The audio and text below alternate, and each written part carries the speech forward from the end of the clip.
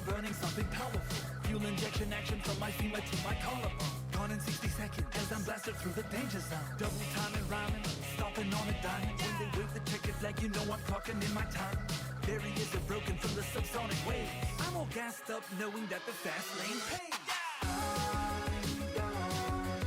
Life in the fast lane, life in the fast lane. All I wanna do is speed up till I find you. I'm saying 3, 2, 1, go! Spark up the ignition, stop here and then I'm out of here. Fastest man alive, prepare for takeoff through the atmosphere. Cockpit neutral dropping, watch me burn it on the open road. Speeding round the corner, you can eat my dog. You're too damn slow. Rock and roll ignition, rapid disposition. I'm blasting supersonic on a fuel injected mission. Carbureted intake, fossil fueling with the turbo boost. Cross the finish line because I'm cranking more juice. Buckle up for safety cause you know about to blast off. Broken off the records, tell you son you better back off. Speeding like a demon, must be dreaming that my ass off. Faster than the speed of sound. Life in the fast lane, life in the fast lane. All I wanna do is speed up till I find you. I'm saying 3, 2, 1, go!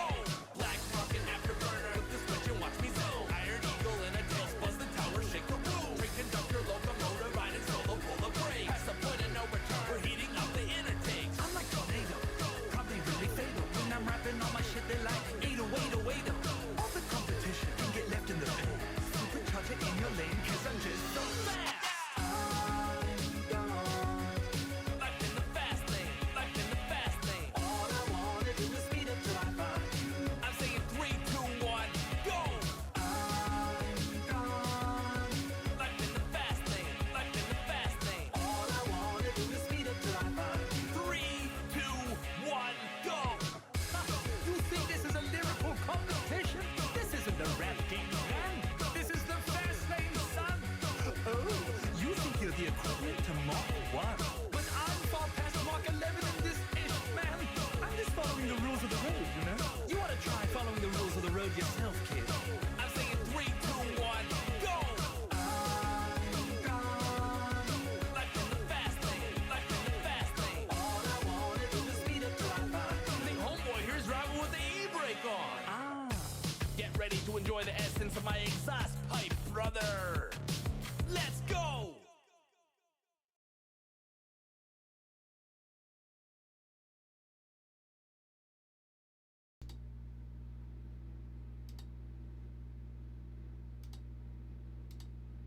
I don't even know. Hello, everybody. Hi. We're Hi. here. We're live. We're doing it. Oh yeah. Hell yeah. I was just laughing because of the song choice I had for the intro in this one. Life in the Fast Lane from fucking Anarchy Reigns.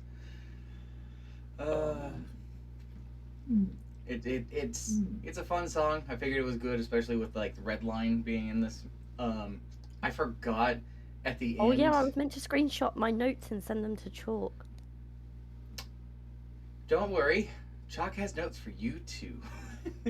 I'm sure that's my fault. Yeah, they are. No. Anyway, Oh, I'm sure I have caused enough problems this month. no, you're fine. There you go. Not sure if you guys can see that thread now. Probably not. It'll be fine. We will figure out a way to make sure you can see it because this is one of those few times I don't think I'm going to be able to read all of Chalk's notes. Mm-hmm. Too much. Hello everybody. How you doing? How you doing on this fine Thursday afternoon? Oh, reviewed all of the. Ooh, okay. I didn't go that far. Yeah. Yeah. So he didn't review all of the songs in the playlist. He only got a little over 100. Fucking hell. But I think that's fine. They were I very didn't think he was dedicated. going to review every individual song. That's I crazy almost did that. effort. I almost did that, and I thought, oh, that might be too much. And then I found out Chalk has done that. And I'm like, oh, fuck. That's actually crazy dedication to the cause. I just vibed with the songs. There were ones that I skipped, but there were some that I'm like, these are pretty cool. I'll definitely check these in. And a lot of them are like, A lot of them. This is an awesome song. Like, some of them were like mainstream songs anyway that I just assumed some people probably listened to already. So. Ronzi's audio. Because you're a bit Am I loud. too loud? You're a bit loud. I'm gonna adjust that. Jeez, Karanzi, be quiet. That's not what I'm saying. Damn. What be this? This be the podcast we play, and no blurbs allowed on this particular one. We do this monthly. It's sort of like a funny media book club. Bit of a bop. Bit of a bop. A bit of a bop. That phrase from Chalk has killed me. Oh. we'll get into this. You feel free to keep reading all that, of course, but we'll get into it. I am. Right. So how was your guys' month? I mean, it's going. I can't even remember what happened in October. Oh, you were having issues. I remember that. Oh yes, I had work problems. I was meant to ask about that before we went live to see. Oh yes, I had work bitches this month. That was fun. So we won't go into that properly, but. What else did I have? No, you put out the warnings like, hey, you may need to come find me if I don't return. Oh yeah, I went on a date and messaged the whole group chat and said if I don't return, you need to search me. Which Snoo was so down. I was immediately ready to murder Snoo was on your ready behalf. for this. Yep. Which The was ultimate hilarious. final boss to dating Trinky is Snoo, apparently. It is. Snoo has. You have to battle me in one-on-one combat if you want to date Trinky. It doesn't matter if you beat me or not. I will know if you are pure of heart during the combat. Pure of heart. I just knew that. This is Snoo's now like self-proclaimed position in my life. Ever since their first dragon died, they had to move over to this. With the death of Gynax, they had to figure out something new. Yeah, Snoo was just like, this is my purpose now. I must protect and attack. It's true. It's true. I care about my friends. I will protect them. By any means necessary. By any means necessary. Still learning. Also, still looking for a job for me. It'll happen. Well, hopefully. It will. I believe. Straight streaming's not gonna take off for me, so I've got to go back into the tradition. Never say never, Ronzi. Goonies never say die. I've never seen Goonies, so it's fine. I can say this is the month of the Goonies, don't you know? Damn. This is registered Goonie month. Like, I thought it was the no gooning.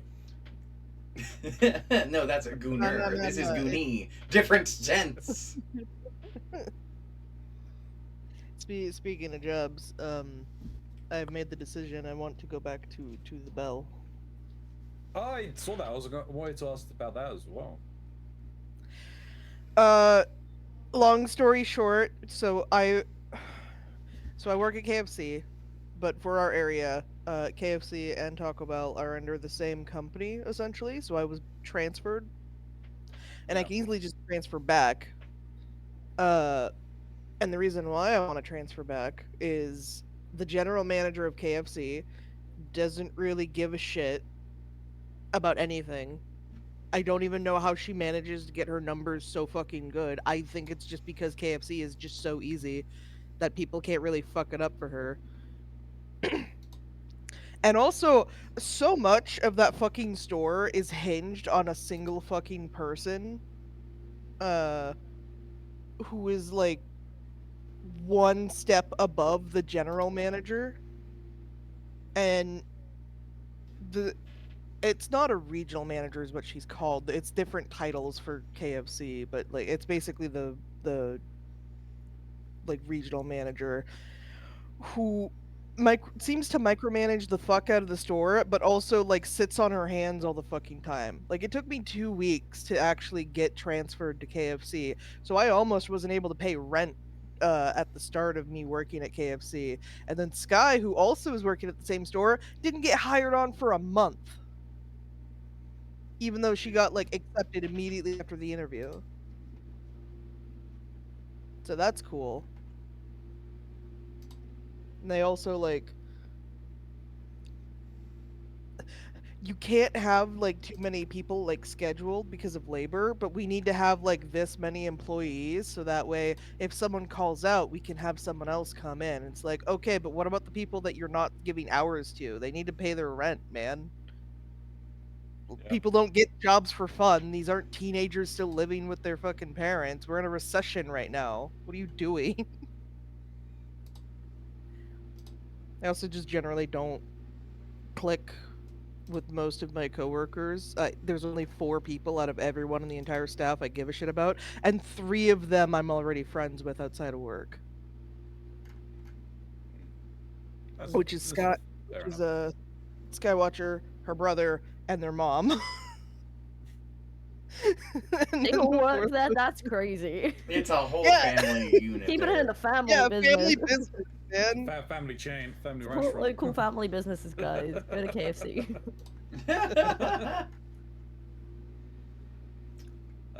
My month has been interesting. As far as work-related things go, I only have one story for work-related things, and it involves the kind gesture that Snoo tried to provide me that did not go according to plan at all. Well, oh no. It's Halloween. I'm working that particular day because I couldn't get it off, which was fine. And Snoo has gone to a Halloween party at a local tattoo shop that Sky works at. Actually, it turns out that it was not the tattoo shop. It was like an actual legit normal house party with which one is of what Sky's we friends. come to find out. Yep. So Snoo went to an actual party while I was working, which was, fine. I was sitting in the corner wallflowering it up, don't worry. I was checking on them occasionally and stuff like that, right? End of the day comes. It's 11. I am clocked off and I am ready to go home. I step out the back door because I don't want to go out the front door because the front of the store is now locked.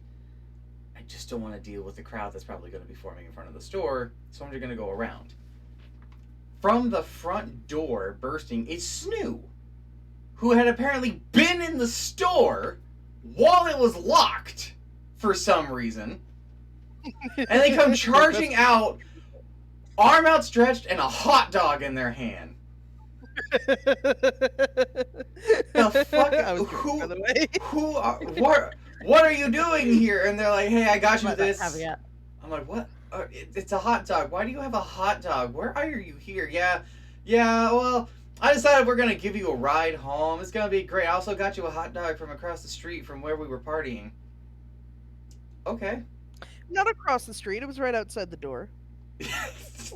Yes. Because that's the problem here. It was a legit hot dog stand. It was a legit It's the funny thing that you came out of a Taco Bell with a hot dog in your hand. Hot dog water. And so I see that the family that works at the KFC mentioned, all in a vehicle, waiting to pick me up because they agreed to help. And it's like, cool. So I get in there, we shuffle things around, and we're driving, and we're like, oh, we're gonna make a stop at home real quick. And so we stop at their place. Sure, whatever. I'm just gonna grab some stuff. I gotcha. It's no worries. You're one driving the car. I'm not really at any play to say where we're going. Yeah, I forgot my backpack in the other car that we were riding in. So. And then we take off. And like, good. I'm still looking forward to going home. I'm still looking forward to just relaxing. I'm gonna eat this hot dog. It's gonna be great. And we pull into a bowling alley. Why are we in a bowling alley? And we all get out. It's like, yeah, you're gonna have to get out too. It's like, oh, okay. Are we? Yeah, we got some friends here. Oh, okay, yeah, we're just gonna stop and say hi. I still have this hot dog in my hand. We start approaching the front door. No outside food or drinks allowed. Oh, no. Oh, man. I've just been working all the goddamn day. My throat is dry as hell, and there was a hot dog in front of me. And while I enjoy hot dogs, they are very dry. They are very fucking dry. And if I don't have something to, like, just even a little thing of water, I'm going to suffocate on this thing. I'm going to choke to death on a hot dog that Snoo gave me. Snoo's hot dog I'm going to die on. They want to glork it. Uh-huh. They want to glork it. So how am I going to do this? November. We go through the front door, and I act casual. I bring the hot dog to my side jacket pocket, and I just keep it there casually, pretending like I'm not actually doing what I'm doing over here. I smuggle the hot dog into the bowling alley, and I know some sleight of hand tricks. and I am doing some sleight of hand tricks on this hot dog, passing security guards and the people at the front. And we go to the back corner, which I'm like, thank God, this is the hardest place for people to notice. Unknowing this is also where the supply closet was, so all of the fucking technicians of this place who are making things run keep coming by, and I have to quickly, woohoo, nope, I don't have a hot dog in my fingers, what are you talking about? Say hello to people. This place is booming with rock and roll music for Halloween. It is laser show and everything, and it is fucking crowded in here. It doesn't help that there is a bar at this particular bowling alley, so people are also drinking profusely. So this is great, and I'm just like, I don't want to get caught with this hot dog. I want to go home. Why are we here? Hi, people. Hi, I recognize you. I don't know who the fuck the rest of you are, but I'm sure. Oh, cool. You have the same name as me. Isn't that wacky? Hey, Snoo, could you get me a drink? Okay, yeah, I'll go get you a drink. So their drunk ass stumbles off to go get me a drink. 10 minutes pass. There's probably like a line or something. That's fine. 20 minutes pass. Where the fuck is Snoo? What is going on? Almost a whole half an hour passes. And they come back, and they are holding not one, but 2 drinks. A nice little cup of soda for me, which I'm like, oh, thank you. And they have a strawberry martini for themselves. And it's like, you don't drink. What the fuck are you Not doing strawberry. with It was raspberry. that? A raspberry martini. I'm sorry. Fancy. And like, yeah, I wanted to do this. There was a line. There was a lot of people. A dude got like 3 drinks and then closed his tab right in front of me. So, all right. Well, I guess that kind of makes sense. I start scarfing the fucking hot dog down as quick as I can, dispose of the evidence so no one knows of the illicit glizzy that had been inside the bowling alley. Deep throating that glizzy. Just shovel it down like a goddamn speed-eating champion. In Cranston, Iowa, no less.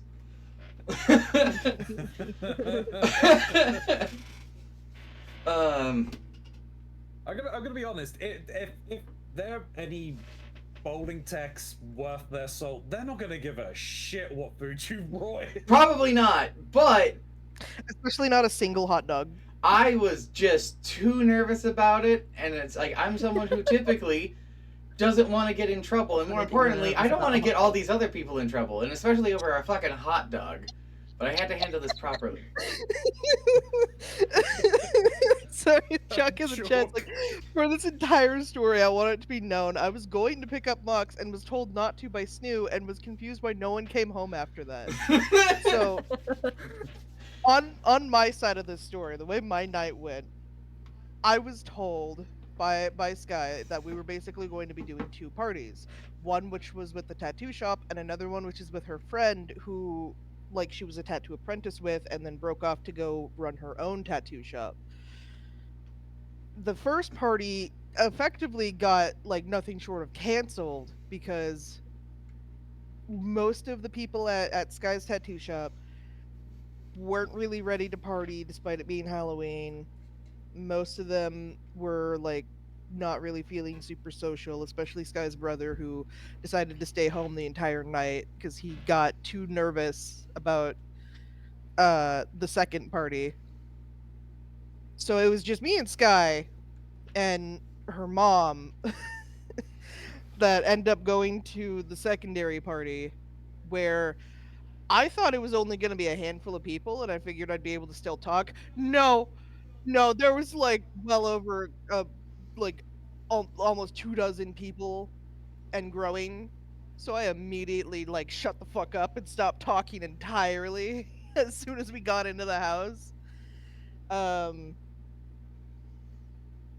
The host of said party was trying to goad everyone into having the drinks she was making, because she knows how to make exactly like 3 drinks. And I'm someone who's easily drunk, so I was like, maybe not right now. It's a little early for that. It's only like 8 and I work tomorrow. At some point we decide to leave, and we went to the local barcade. And it was me, Sky, her mom, and the her mom's new husband, essentially. And we're hanging out, we're having a good time. I have exactly one drink, and that's all I need to get drunk. And then Their it gets lightweight level closer is to 11. hilarious. That's actually diabolical. I'm sorry. It's so funny. That's I crazy. I wouldn't be surprised if Snoo could get drunk on just fumes I alone. wouldn't be surprised Yeah. I either. probably could. I will take a single shot, and you give me a few minutes, and I will start to feel it. And I'm on the opposite scale Oh, over there, Snoo. where I can knock them back like a champ. So drinking with Snoo is always fun. If I have- they tap out very quickly. Oh, very quick. Here's the thing. I'm real cheap to get drunk, so that's the nice part. The problem Shut is there's not a lot of Shut alcohol I like. up. Don't fucking say that.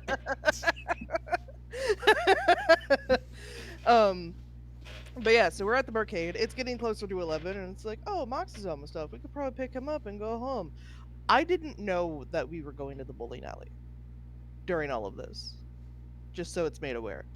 We find out later that Sky's brother had shown up to the bowling alley because KFC coworkers had decided to go to the bowling alley, and so did some of the tattoo shop people from what would have been the first party. So it's like, okay, sure, whatever.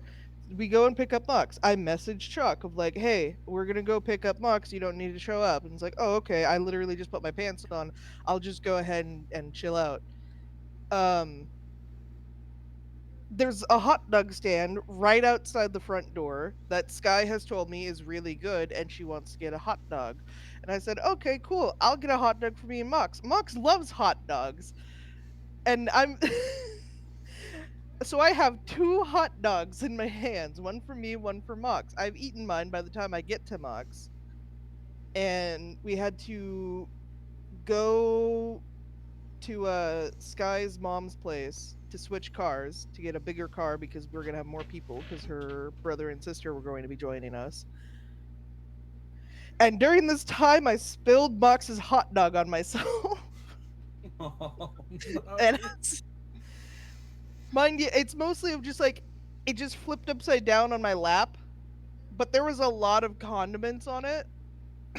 So I am sitting there covered in mustard and relish. I didn't want to Ketchup. say that part, but sure. Oh, I'm saying it because I was drunk and it's funny. We get to Sky's mom's place. And I'm just like, you guys have like condiments that I can fix Mox's hot dog, right? I don't want to give him a fucked up hot dog. I got him this because I know he's gonna like ketchup, mustard, and relish on his hot dog. They did not have relish, but they did have more ketchup and mustard. And I cleaned myself up best as I can. We get to the bell, where a friend of ours, who's also a manager of the Taco Bell, is coming out just as I approach the door. And I've worked at this Taco Bell for 6 years. I am known by almost everyone on the staff, besides like the new people that have started there in the last couple of months. So he sees me, and I'm just like, "Oh, hey, man, Mox is still like working, right?" And he's like, "Yeah, he should be off soon. Here, I'll just let you go ahead and go in the front, since you know you can have special privilege. I know you're not gonna fuck up anything, so go right ahead." And I'm like, "Cool. I'm drunk, by the way." And then I step in the door, and he's like, "Oh," locks the door behind me, and I'm waiting at the front counter, like trying to look for Mox, as he's not at the order taker position. Someone else has already taken his spot, and I'm trying to like look in the back and just like, oh, is he back there? Is he counting his till? I wonder if he sees me. He did not see me. A different manager has come up front and is chatting me up, and someone else has assumed I was a customer while I'm holding this hot dog in my hand, and I'm immediately trying to tell him, I'm not ordering anything. I'm not a customer. Don't worry. I'm just waiting for Mox. And then come to find out, I'm just like, I think Mox already left. And I turn and I see him walking down the sidewalk. That is to where he normally like waits for Chalk. Completely unaware of the messages I'd been sending him. I had been because working. I hadn't had time to look at them yet. So I bolt for the front door, and I step outside and like, hey, I got you a hot dog. And he's just like, the fuck are you doing here? That's my Halloween. Yeah. I also got to play a free game of pinball because someone put money into it and then left. Yeah. That's Yeah, because there's an arcade at the fun. bowling alley. We also, I mean, we started it last in October, but the stuff and the event for December is all set, planned. Everyone can access it. We're actually ready for December already. It's crazy. Crazy. So it's other planning we have to do now, numerical planning. Yeah. We're never organized. It's actually crazy. It's pretty. Well, insane.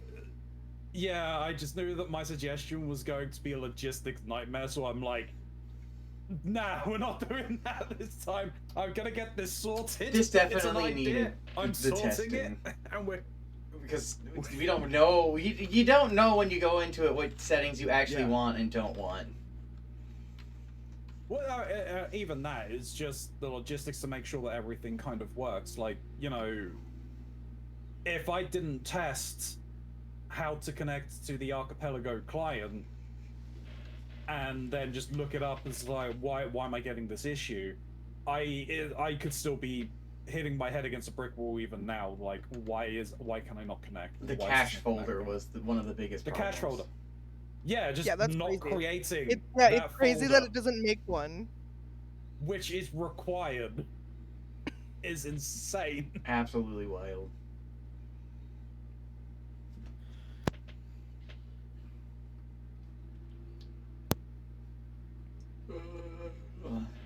Trying to think. Anything? Vigyan, anything else to think of? How was your month, Trinky? It was alright. I survived my first half term back at work, which was pretty nice. I didn't really do too much. I'm trying to think. I don't think I actually did much at all last month. I think I was just so busy at work. Oh no, that's happened this month. I can't talk about that yet. Okay. Oh. Fair enough. I don't know. I've got nothing, guys. I'm pretty boring. Work's killed me off. It's been a long start to the school year. Your job is very time consuming, so it's understandable. Plus, we're not making things easy, admittingly. I know that. I know in particular, there are 2 pictures you sent me that really summarize your feelings about some of this. Yeah. And I stand by it. Speaking of it, do we want to get started on the recommendations? Because I know which one I want to start with. Because I think it might take the longest, and that's actually Trinky's, the music one. You think that's gonna take the longest? Oh I think it might. Okay. I think it might because Trinky, it was almost like 250 songs. Yeah, but I didn't actually think everyone was gonna listen to each one. I was just like, listen to a few of them. You gave us a playlist to listen to. Yeah, for inspiration. I'm still kind of going through it, but there are some that I kind of bop to. They're definitely within my genre of music that I'd listen to. There are other ones that are like, no, I'll skip this one. And then there's some that it's quite an eclectic mix. This playlist, it goes a bit all over the place. Oh, it's polyamorous. I love it. That's awesome. You just pulled that out of your back pocket, didn't you? How long have you had that? That's a term I've held on to for like months. You've been just keeping that loaded gun in your pocket. Before this you were ready. Before we started the podcast, I've known about this term, and I am proudly polyamorous with my fucking like over 2,000 song playlist that I have in my fucking shit. Don't even begin to start with me. Minus 3,093 songs. That's crazy. I mean, I've mentioned it before, but I'll happily talk about my experience with my music collection at some point during this. But one thing is that I'm not overly surprised, but it was also a welcome to see Bowling for Soup 1985 on the list. Obviously. I gotta love that song. Great. My big fuck off playlist is almost 4,000 songs now. My bad. So, I keep forgetting it's more than that, more than what I think it is. That gives me anxiety. I don't think I could just have one playlist that has everything in. I've got a number of playlists that I have that I listen to that are very theme specific. Oh, don't worry. I'm very autistic, and I have like. Would so you many like fucking- to share the spreadsheet you have? Oh Oh, my oh boy, you God. know I do. Oh boy, Pull you this know thing I out. want to share my spreadsheet. That image that you Don't tagged pull it up. Trinky in on Little the spreadsheet. Discord. that image you tagged Trinky in on the Discord. I'm like, I need to send that to Shin. Oh, which one is it? The freak and the she. Because he absolutely I did loves really his giggle when I saw spreadsheets. that. I proper chuckled when I saw it. There we go. I'm putting it in the textile of so that is all of my D&D playlists and all of my OC playlists. And also OC playlists from my friends, including OCD Chalk and playlists. OC playlists, Yeah, pretty much. including Mox, Chalk, Angel, a couple other friends. It's All It's a neatly lot. organized to keep track of things. And I need to update this. I haven't updated it in a couple months. months. Keep that in mind. Months. It is an all-day affair when I have to go through this thing. An all-day affair. love Why? They love it. So, Trinky, I do. It's my autism test. Yeah. Trinky, you have a type. Yeah, she does. Oh my No, do goodness. you want to actually know what my official classification type is from Spotify before you tell me what my type is? That's fine. Is it I'd white like girl? to- Well, yeah, obviously. Aside from white girl, my official classification for my most listened to music, according to Spotify, is Midwest emo. That's Genuine. pretty accurate. Oh, Genuine. fuck. That's what it's called. That is pretty fucking accurate Yeah, because you are. you Midwest have emo. you listen to it from this, like the first week of having this, where Chalk and I have been listening. I don't know snooze, but Chalk and I were in the living room talking about this playlist, and we're like, isn't it funny how like half of these songs sound very similar to each other? Of there's really soft music with soft spoken voices and soft lyrics. Not that they don't have things to say, it's just the way that they're sung are very almost gentle in the word approach, and it's all relatively easy listening to for a lot of the songs. We're like, wow, Trinky has a type. Wow, and they're like, yeah. I feel like the easily listening thing comes from because I used to play these songs at like 6 o'clock in the morning driving to work, and I was like, I just need something. And it reminded me of a thing that me and you did a long time ago, where the two of us just sat in a Discord call sharing music to each other. And I remember thinking then, too, that a lot of these songs you're sending sound similar. And funny enough, at that time, you said the same thing of, this is all music I'm just listening to on the commute to work and stuff like that. Yeah. So whenever I've thought about sending songs, that is my music type. Things like, I can listen to on the way to work. 2 or 3 times I've really sent you songs, are things that I feel are appropriate for that kind of thing. Yeah. Because I hadn't gone through the entire thing, just had a very quick look through that. I'm surprised Panic at the Disco wasn't on there. Or a song by I mean, I'm white. Yeah. I am pretty white girl, but like, that's very white. True. I do like Panic at the Disco, to be fair, actually.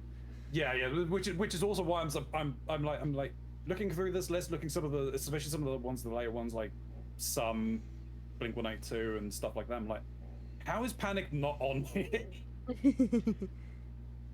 Yeah, that's true, actually. I don't know how there isn't a Panic at the Disco song in there. I also had about 40 of these songs already saved in my own liked music playlist before it began. Though, Yeah. I want to say I only added a couple into it. Not that I think most of the songs are bad, it's just there are a bunch of them that I'm like, oh, I'm surprised I haven't put that in my likes. Yeah. I think the Yeah. thing with music is everyone's got such different tastes, haven't they? Of like, Oh, yeah. these are the things I like and these are the things I'm going to listen to. Because like I'm pretty Yeah. much that person that if you put something on, I'll probably listen to it. Like I don't really care. Like I have my own curated playlist of these things that I like a bit more, but I'll pretty much sit in any environment and listen to any song. Understandable. I think a lot of people will.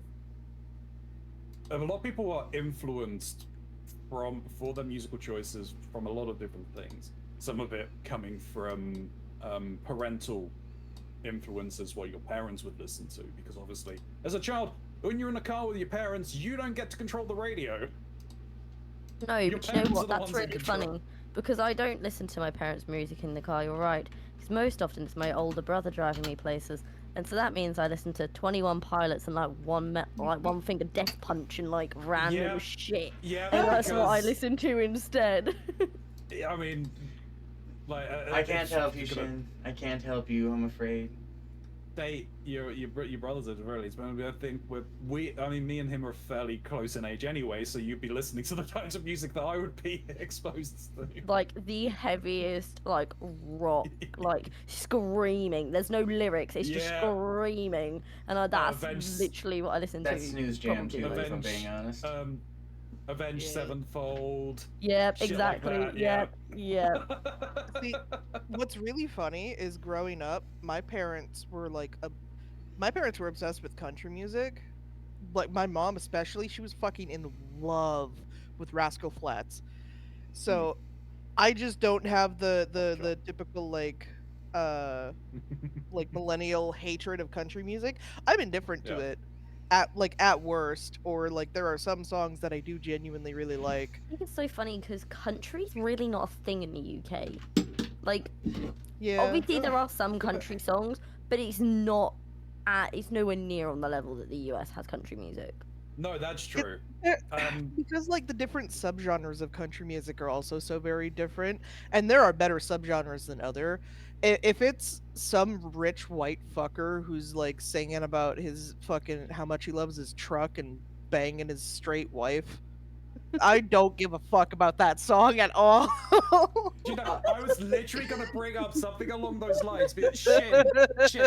I see you're in chat. What was the name of the restaurant up on the park? Restaurant. Tricky, have you seen the Yeah, no, original no, Ace because Ventura? we- The band me- playing in the basement. One of his contacts are in the stuff I listen to. Oh, really? Well, me and Jin, we would usually go to the cinema Smith and like, Weston. once a month or something. Smith and Weston, yeah. So in the Smith and Weston, obviously it's a Western, it's a Texas or Tex-Mex style Tex-Mex. bar. Gotcha. So they play just a ton of Western style music, and one that always comes on that for some reason is always on repeat and is on like every half an hour at least. Is Kenny Chesney's Oh my She God. Thinks My Tractor Sexy. Oh my I hate that God. fucking song.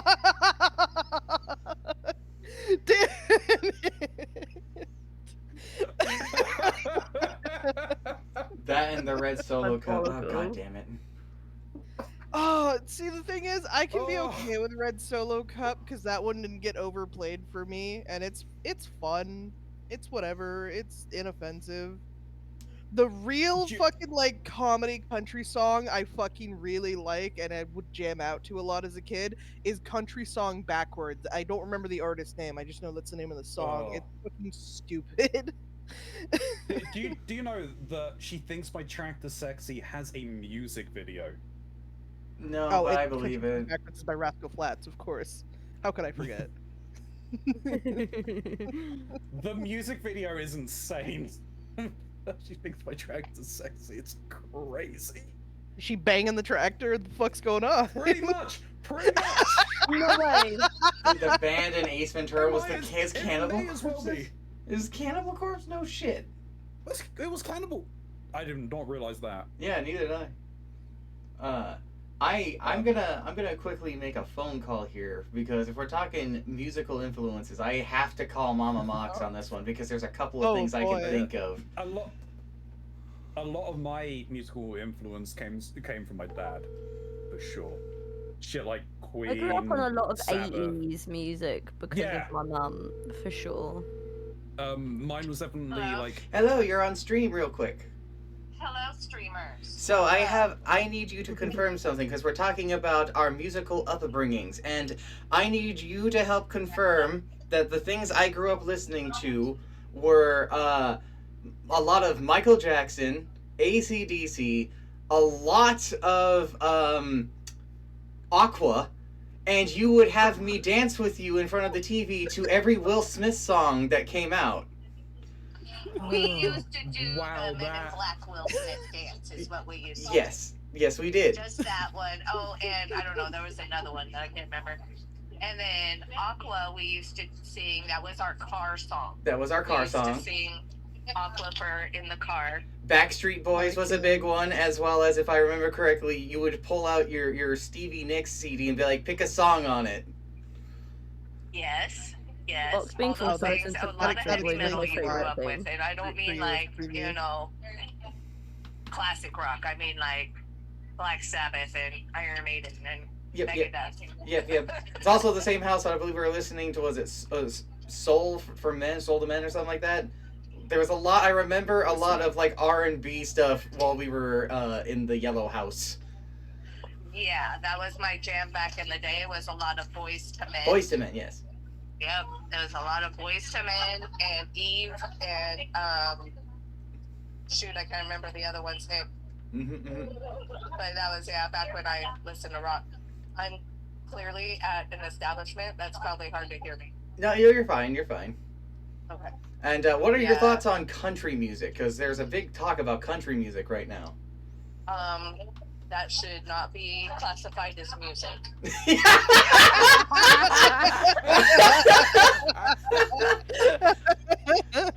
That's my thoughts on that. And the current country is pop music now anyways. It's not even country. It's pop music that they're calling country. So whatever. But yeah. She's that's so my right. thoughts on She's that. so She's so correct. right. She's Yeah. so correct. I'm hearing a lot of "you're so correct, you're so right." Yeah. The last country music I ever listened to was like Alex Jackson and Randy Travis and that kind of shit when it was still country. So,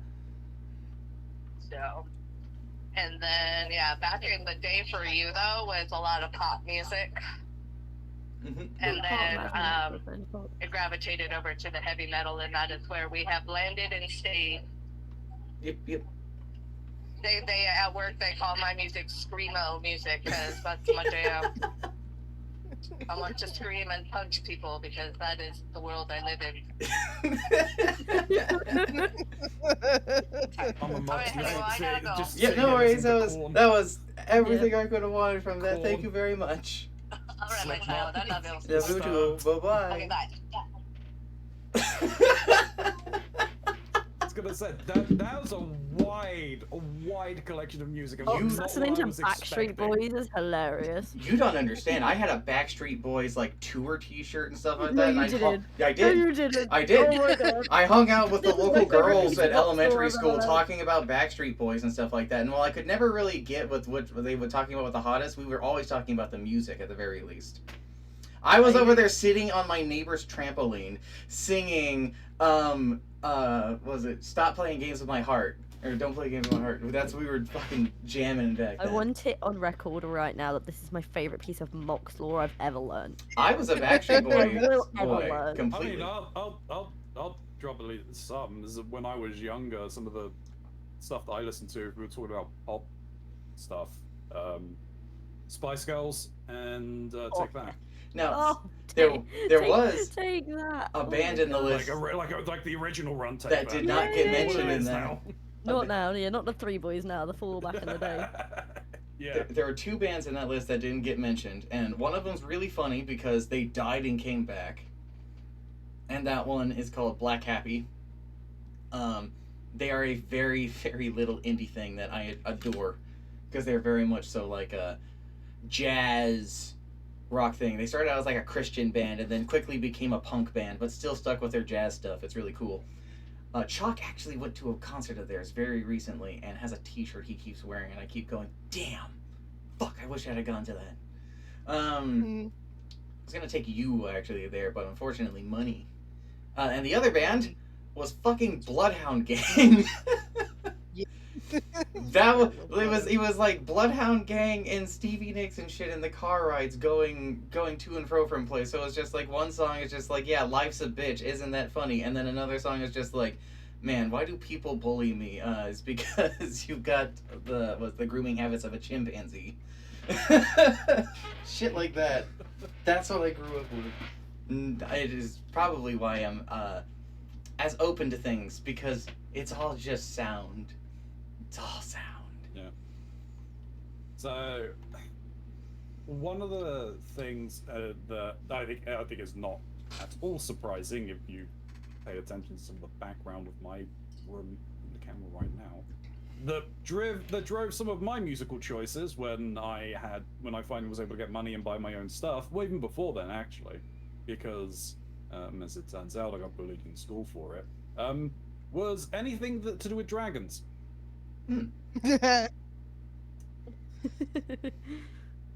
I feel it. I would like dragons, believe it or not. I mean, this would have been around the time that I was like 14, 15. And I will proudly turn around and shout, "I'm a hipster." Here comes Romsey's hipster confession. I like Dragon Force before it was cool. No, one of the first bands that I found, obviously, was Dragon Force. And yeah, everyone just ripped the shit out of me for it because of my love of dragons and just picking out, he's in dragons. Like, well, yes, but it's also good. And you're like, no, it's not. It's terrible. Then fast forward a few years, Rock Band 3 and frickin' Through Fire and the Flames, and then everyone's like, oh my god, this is great. And it's like, no, it's not. They've got no soul anymore. They sold out to a major corporation. It's still good because I went to go and see that. I went to see them on tour for that album. But you weren't there for that song. I found them before that point, and I felt that the albums before that were better. Some of the work now is also really good because they're not really as beholden to the label.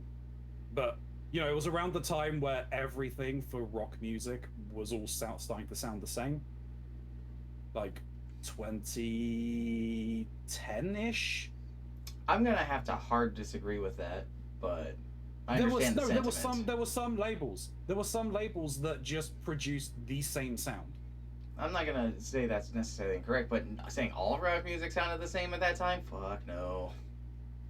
No, there were definitely, obviously, there was more genre defining and everything like that for them, but some labels were just producing the same sounds.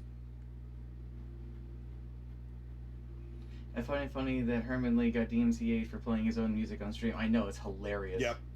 Same thing happened to Metallica, actually. Hilarious. Yeah.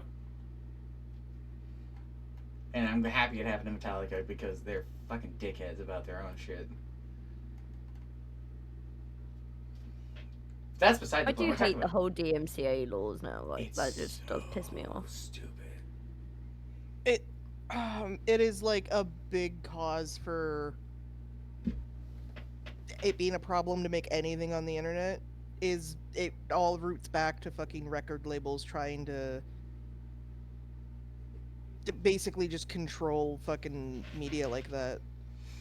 Because I actually genuinely feel like artists would have more popularity if everyone could use their music. Law does not help artists. All it does is help people that are trying to control artists and make money off of artists. It doesn't help artists. It's the companies. It's not for the musicians. Mm-hmm. Yeah. But you think the companies in turn would make more money as well?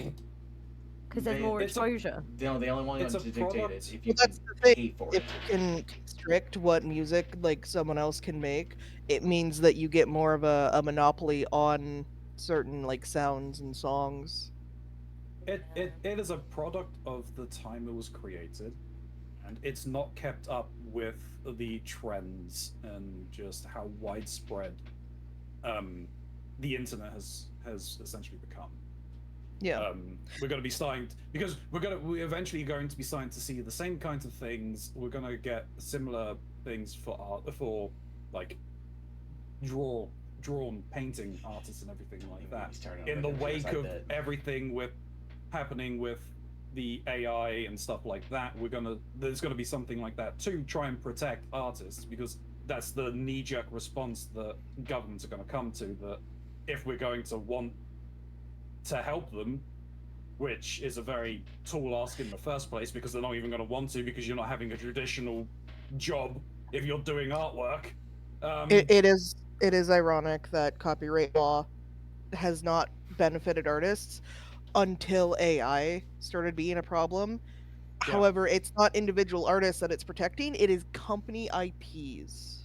Yep. That is being protected by copyright law and taking down a lot of this AI stuff. So it's still not technically helping the small guy. It's just the two titans are fucking beating the absolute piss out of each other, and you're just kind of scraping by with what you can. They started referring to it as the music industry because it became mass produced for sales, not expression. Yep. Yeah. To pull things back a little bit, back onto the topic of Trinky's playlists. Yeah, that's what we started. Yeah, that's what we were supposed to be talking about. I think the thing that I found particularly funny about it is there were a couple of songs I definitely did not expect to be in there, like The Offspring caught me by surprise. Did not see that coming, but you know what, I'm happy to see it, you know? Yeah. Green Day made sense, but I'm surprised there actually wasn't more. There is one song that caught me very off guard that Trinky had it. Not because I think that like Trinky wouldn't vibe with the melody, but specifically because of like what the song is and who the artist is, which is Boys Will Be Bugs by Cavetown. I noticed Chalk like that song as well. Chalk like that song as well, and I thought that was very funny because I'm also just sitting here like, so Cavetown is a transgender person who I relate to heavily because they are FTM, last I checked, and Boys Will Be Bugs is about essentially growing up as a boy, except you never were actually a boy. So of course I heavily fucking relate to that goddamn song. Yeah. I love Cavetown. I have so much of their music. In like a different playlist. I have like other playlists. Obviously, this was the one This was the playlist I made for like, because chat were asking for a playlist of like, what songs do you like to listen to? So like, I have obviously loads of different playlists, but one of my playlists has got loads of Cavetown in, because I do really enjoy Cavetown. Snoo, would you do me a favor, because for some reason I can't post things? Could you just share a link to the Spotify playlist in chat? Since that's a public thing, right? Yeah, it is public. Yeah. And you too, Jack, can learn about Trinky. I wish I could click on that. I really do, but I can't. The thing is, it's not like every song I listen to, but it's like... It's a selection. It's a selection, for sure, yeah. Yeah. Oh, fuck. Shit is just shared. She thinks my tractor is sexy. Get out of here.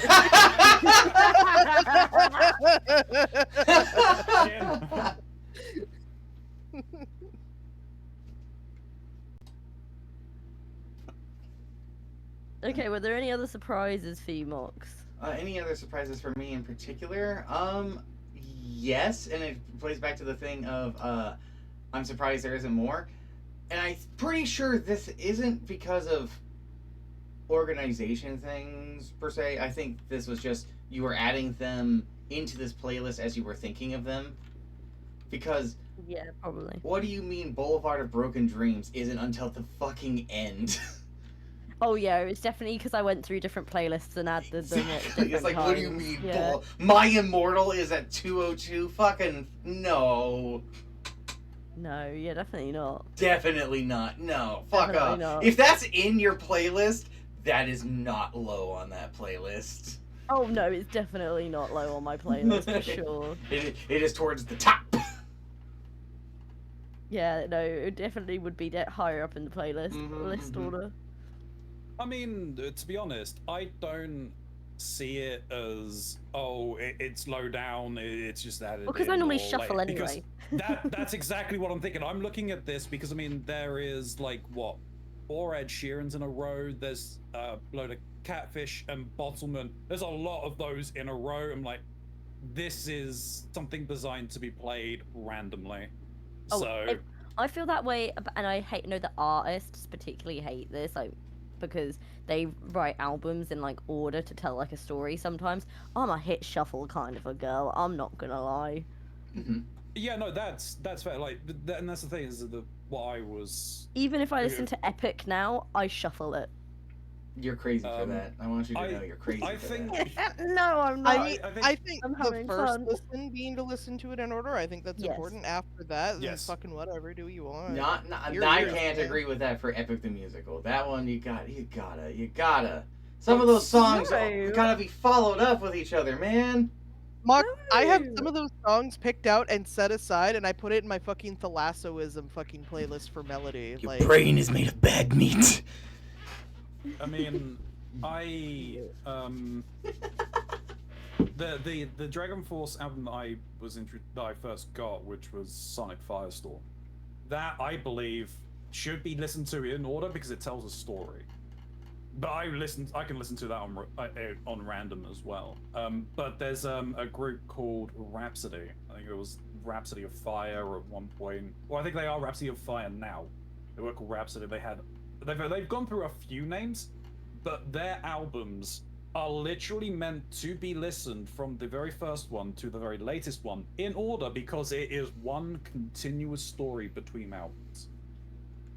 I mean, I really appreciate that as a concept, but once I've listened to something a couple of times, it gets shuffled. Yeah, it's the way of life. I'm happy to listen to them on random as well because I've listened to their live album where it's like they'll play music from various different things. It's completely out of context for the entire story, but it's still great. They also managed to get frickin' Christopher Lee to do narration and voice work and singing in their songs when he was still alive. Mm-hmm. That's cool. No, they pulled him out of the grave for that shit. Oh yeah. So there is another band on here that I am surprised not on here. Okay. For you, Trinky. MCR. Yeah, you're not wrong. You're not wrong. Okay. Okay. What's your MCR song, Trinky? Oh god, hold on. Let me have a freaking look. Right.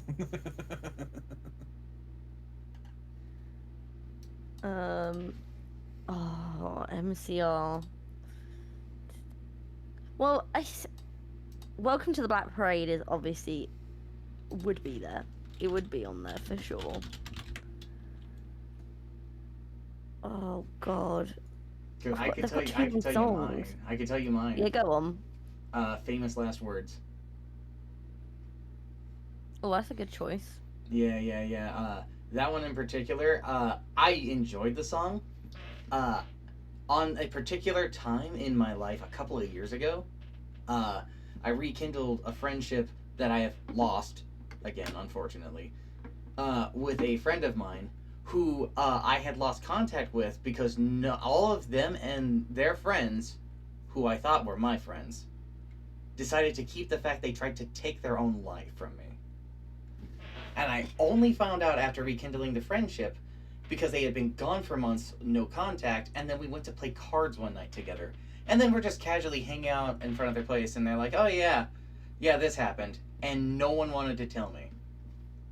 And, Awesome. yeah, it was fucked up. And so Famous Last Words ended up being the song that I attached myself to for that bit. Because, I had to find something to reconcile the immediate feelings towards that. Yeah.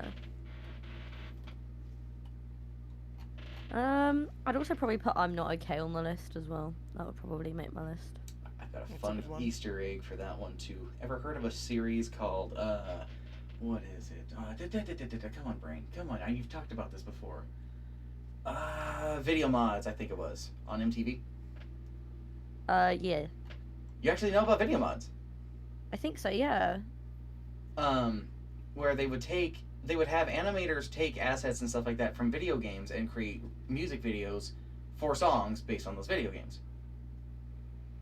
Yeah, I've definitely seen these. Yeah. They had one actually with My Chemical Romance, which was actually how I first heard their music, for a death game on the PSP for I'm Not Okay.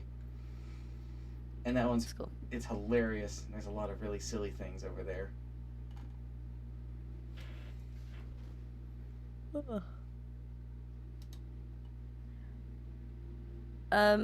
So in particular, I did obviously want people to listen to Catfish and the Bottlemen because they're one of my particular favorites.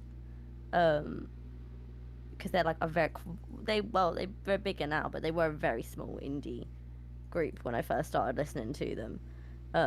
Because I started listening to them in 2016, so quite a while ago. Did anyone listen to any of the Catfish and the Bottlemen songs? I did get to Catfish and the Bottlemen. In my little like new recommendation thoughts, I have like a whole chunk of the message dedicated to that. Okay. Because I couldn't remember if there were specific songs or just the artist that you wanted us to check out. Yeah. Well, either or, it doesn't really matter. Yeah, when I first started listening to it, I was really digging the sounds, and it's very funny that you point out of just like, they're an indie band you've been listening to since 2016, because they reminded me of a different indie band that I had found a few years ago I really like, called the Upstart Crows. Who, like, they started their thing back in, like, the 2010s, didn't really take off, and their band was kind of, like, dying out, and then someone posted one of their songs to TikTok, and they blew the fuck up, and they're back in the game. Oh, wow. Good for them. Holy shit. Great for them, yeah. From what I noticed... I thought it'd be really also funny for Mox and Snoo's perspective on these songs, because they are very British. They are a very British group, and the things they talk about are very British, and it is very funny to me. There is... I'm just going to read out my bullet point thoughts. Fair enough. So far, most of the songs are about the singer talking about his ex-girlfriend, like ex with question mark, and the relationship together. She left him by the sounds of it with Red in the second album in this chunk of the playlist. Pacifier didn't need to come for me that personally. I may have started crying about it. Anything also doesn't need to come this hard for me. Guy who has a fond response / people-pleasing problem. And then right after that, it's just, I can't believe you tricked me into actually listening to Ed Sheeran.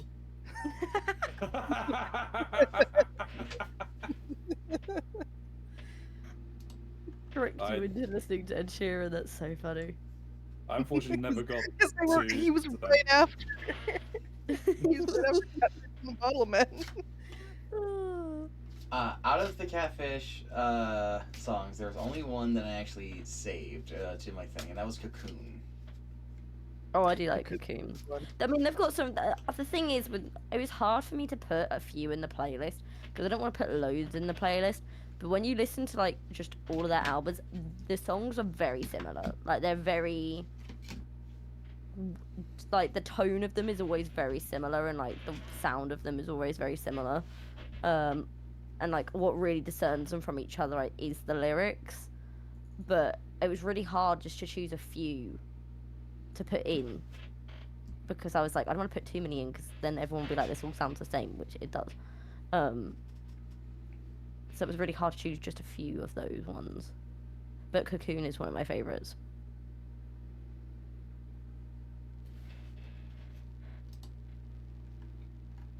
Oh. Well, is that everything to do with my music tastes? I think so. Yeah, I have my whole message thing that has like more of my thoughts about it. You can read what that would you whenever. like? Okay, I'll read it whenever. I think that'll be with like Chalk's big list of thoughts. I've read Chalk's big list, and it's very funny to me, actually. What do we want to move on to next? Because we have some good options to go for. You want to talk about SCP? We can talk about SCP. SCP and the bonus challenge? Okay. I have thoughts on that bonus challenge. I have thoughts on that bonus challenge too. Did I miss the bonus challenge? Did you not watch the cursed manga review? No. Oh, boy, you get to boy, learn- you're in for a You get to treat. tell you about it. You're man. in for a salty surprise. You talk, I will. Okay.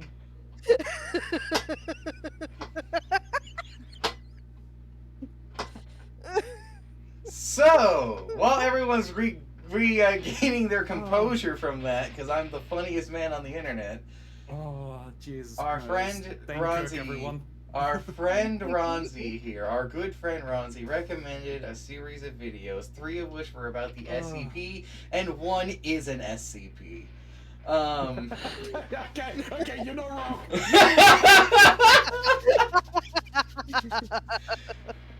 They are a series of stories that are almost like a collection of those particular bits, because it's not just a singular story within them, especially when it comes to the last one. The first one is about Made in Heaven, which I don't remember the SCP number name. It was like 5 something. 5. It was 5 something. It was just 5s. Okay. Yes. So I'll give a little from what I can remember of the 5000 series. It was, I think this was the entire 5000 series of SCPs was an entire competition. Yeah, it was a game. They regularly do things like this. 'Cause I think I feel like we need to rewind no, I even mean- further and explain what the fucking SCP is. Because I'm not gonna lie, I went into this not knowing anything, and I have had nothing but like a weird fever dream going on listening to this, because I was like, what the fuck am I listening to? What is this? I don't understand what's happening. You don't know what the Okay. SCP Foundation is. Okay. No. All And I right. just sat there in the bath one day listening to this fucking thing, and I was like, what the fuck am I listening to? And I Okay. don't understand what's happening. Damn, Okay, so Oh, Trinky, okay. the SCP Awesome. Foundation is. You can think of it It's as just- a real life thing of a Contain and collection. protect. It is a collection of horror things, all sort of documented like it's a government listing of these particular entities, not necessarily events or creatures. There's a lot broader than just things. The SCPs aren't just objects or monsters, if you get that. And they're created by people. They're all individual. People submit their things into it, and the numbers get silly with it, and then it's collective storytelling, if you would, from the internet all into this foundation, right? There's lore, there's characters, there's adventures, apocalyptic scenarios, and things like that, and all manner of nonsense. Think of it as a adventure into if the Men in Black was more corporate. Okay. Just a fun little aside, the entire concept of the cult of the broken masquerade essentially spawns partly from SCP. I just find it so crazy that Trinky has not known what SCP is, and we Uh-huh. have played many We've times. been with to Lethal the Company foundation with in that Lethal modded Company. level of the SCP Foundation, one of the SCP Foundation locations, and I just find that hilarious. Yeah, it's wild. I We think were he's walking. fucking clueless, guys. We were Like, walking in its actually. halls. You died there and strangled Snoo actually there, as a Oh as a yes, I mimic. remember that. So that's crazy. As a little thing, this But thing like, I'm about to can say. we just remember So- that for this whole thing that I did not know what this was, and I was really stressed, and I was like, I'm gonna have a relaxing bath, and it was dark, and I put this on, and I was confused. Oh, Which man. one? Which I put- one? it was the 55, first one. 55? 555. Okay, yeah. And I was Alright, so thoroughly confused what I was listening to in this bathroom. I That's was so like, what's wild. going on? That's so wild. So SCP as well is an acronym for Secure, Contain. Contain and Protect. protect. Yep. So their entire deal is to basically find these anomalous instances, which are all given these designations, and are to figure out ways to contain them so that they do not interfere with humanity. I just had a revelation. That's so fucking funny. You didn't have the foundational knowledge that would help you when I eventually recommend Control. Holy shit! Oh my god! Because that is basically SCP. It really is! But that's a later You guys thing. have to make sure you give context and just assume I know nothing. It's just wild to Okay. me because it was such a big thing back in the day, especially with YouTubers like Markiplier and PewDiePie and all that. They were playing those SCP games, and you never caught that, huh? No. Wild. Anywho, so Made in Heaven is a game. It is a game played by, like, the bigwigs, basically. It's not even that. I think the entire thing behind it is just the character who is essentially the protagonist of this SCP, as it were. It's more of a story for it, in the turning around and saying, "Oh, this isn't our entire premise of this is a game." They are treating it as a game. We are nothing but pawns in the greater scheme of things. It's kind of pulling back the curtain. And one man's unraveling nature as to working out what the fuck is going on. The part that got to me, it was the only part that stood out to me, to be clear, because I felt like the mystery from before and after this point was okay. It did not hold my attention in particular, just because there wasn't anything about it that stood out. It was conspiracy tactics and people like, oh, they're gonna get you some plan for every quarter, and so like, okay, cool, so we're Cold War madness with this, gotcha, alright. It was the pit. It was the fucking pit that made me go, oh, whoa, hold on a second, whoa, what the fuck? Because, especially for Trinky, all of those references are gonna go over your head, but those are very important SCP things and creatures and people that are referenced within it. The one that got me was, unfortunately, the amulet and essentially Dr. Bright and the before Bright, essentially, who tossed their thing into there to die forever, knowing that was gonna happen again. Oh, that sucks. That sucks. That's like a fucking spit in the face, because, you know, what this means is, oh, so according to this, your eternal torture is preordained and you get to pass it on to the next guy on murder charges? Wow! That's the thing. I think that the SCPs and all of that were being thrown in there, and including Bright, I don't think Bright was in on it. No, of course not, because it wasn't Bright. It was the guy who was Bright before Bright was Bright. Because these are the things that were before, that became the things we know. Yeah. I don't think that he knew. Of course not. I don't think he knew that it was going to just reappear. I don't think so going in with it. But still, it's the implications that they are looping. It's like, okay, well, if what we know, if we are seeing the iterations just before the ones that we now know from all of the other stories that we've read up to this point, how many times has this loop gone on? Mm-hmm.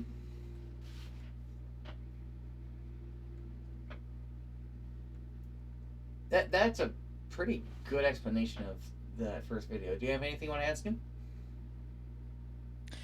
No, really. So funny enough, when I started the SCP videos, I actually was watching different SCP videos before the last podcast, and I have accidentally mixed up so many fucking details.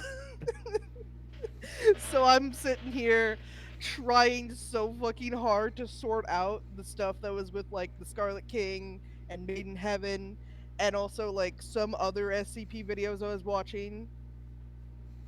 I can't even fucking remember what the other ones I watched was, because it's been over a month and my memory sucks. Shuffling your brain like a deck of cards, seeing what you can remember. So I'm just sitting here, just slowly, like, rotating the fucking peanut in my head. As long as not as long related, as it's not SCP. not related to any of this. Not related to any of this. I'm just rotating the first SCP in my fucking brain like a 3D cow.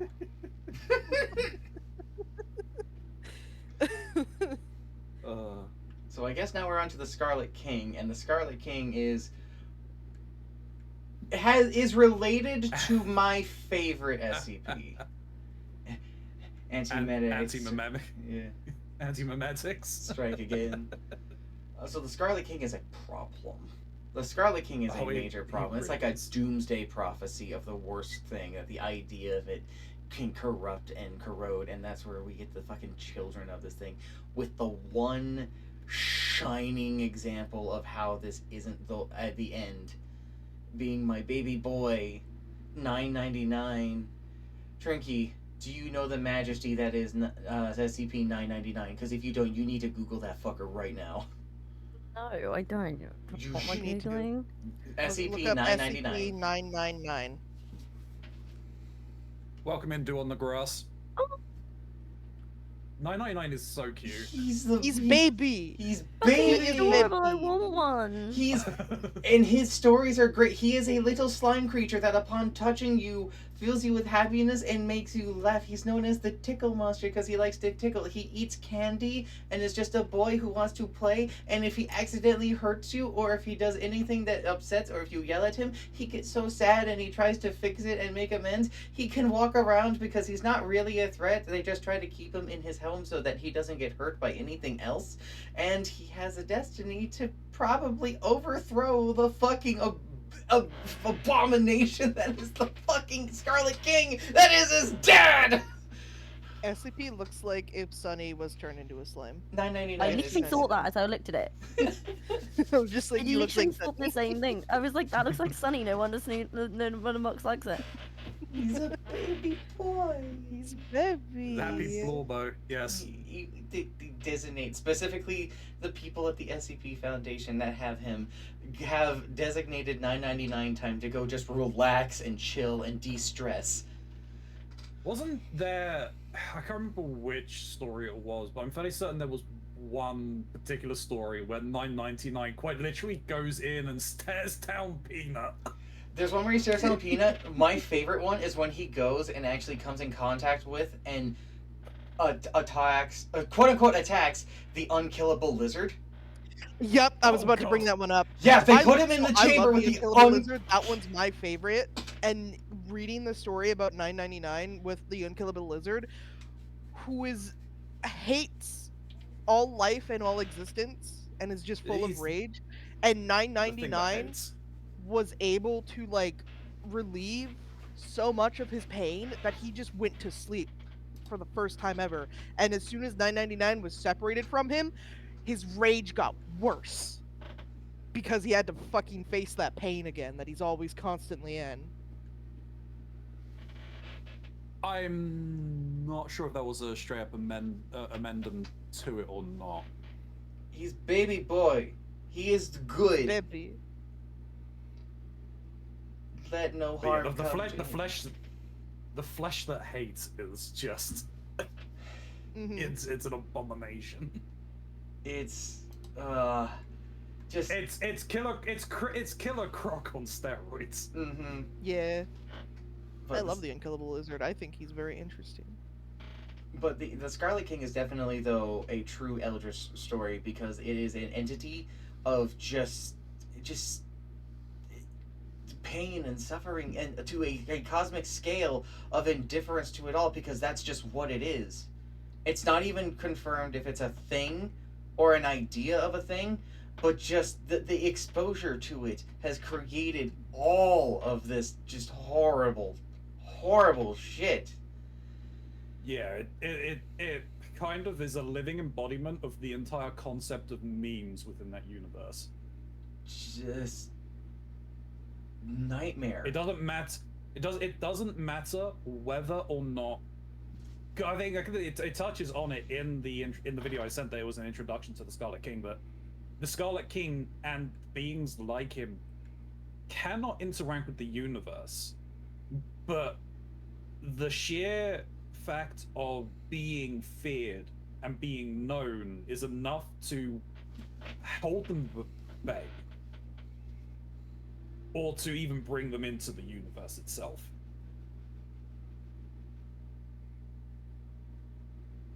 And then we get to 5999. This is where I died, which I feel personally attacked by. I feel personally attacked because it's I thought, yeah, I don't know what you're talking about. yeah, I bet you fucking don't. Yeah, you definitely don't understand that this is about a video game with its own fucking secrets within it that led to this whole fucking chase across the world for it, only for it to be revealed at the end that, oh, this was probably just a really elaborate captcha to keep people out from finding SCP secrets. And it's meant to kill you. It'd be like me doing my Alan Wake deep dives, only for, I don't know, fucking the ghost of the lake to show up behind me and rip my heart out. Oops, maybe I shouldn't have watched that fucking Polish video. Damn. Oh. So I recommended I recommended the introduction to the concept of the Scarlet King because it ties into This Is Where I Died, which I figured was a very good video for Halloween in general. Nuclear waste semantic studies. Yeah, good Halloween story. I think these were good one, especially since the real horror hasn't even been touched upon yet. And Trinky, if you're curious about what we're talking about, it's in Textile. It's the last video in his recommended things for the month. Oh yes, the I see the photo. It's next to me. How long is it? Like 20 minutes. 20 minutes at most. Yeah, so it's about 20 minutes. I'll watch. I'll try and watch it before there is Sunday. something completely wild in there that even outside of the subject matter, I'm surprised occurred. Oh god. So I certainly had an experience watching that SidSnap video of that manga. Oh, are we talking That about it totally now? isn't a hentai. Are we Yeah, why not? talking about it now? Okay, well, hold on. Oh, I gotta why go not? get a drink for no particular reason. Oh boy. Can we have a quick break? I need a butt break. Sure, go ahead. Go piss, girl. We'll talk about Cheers.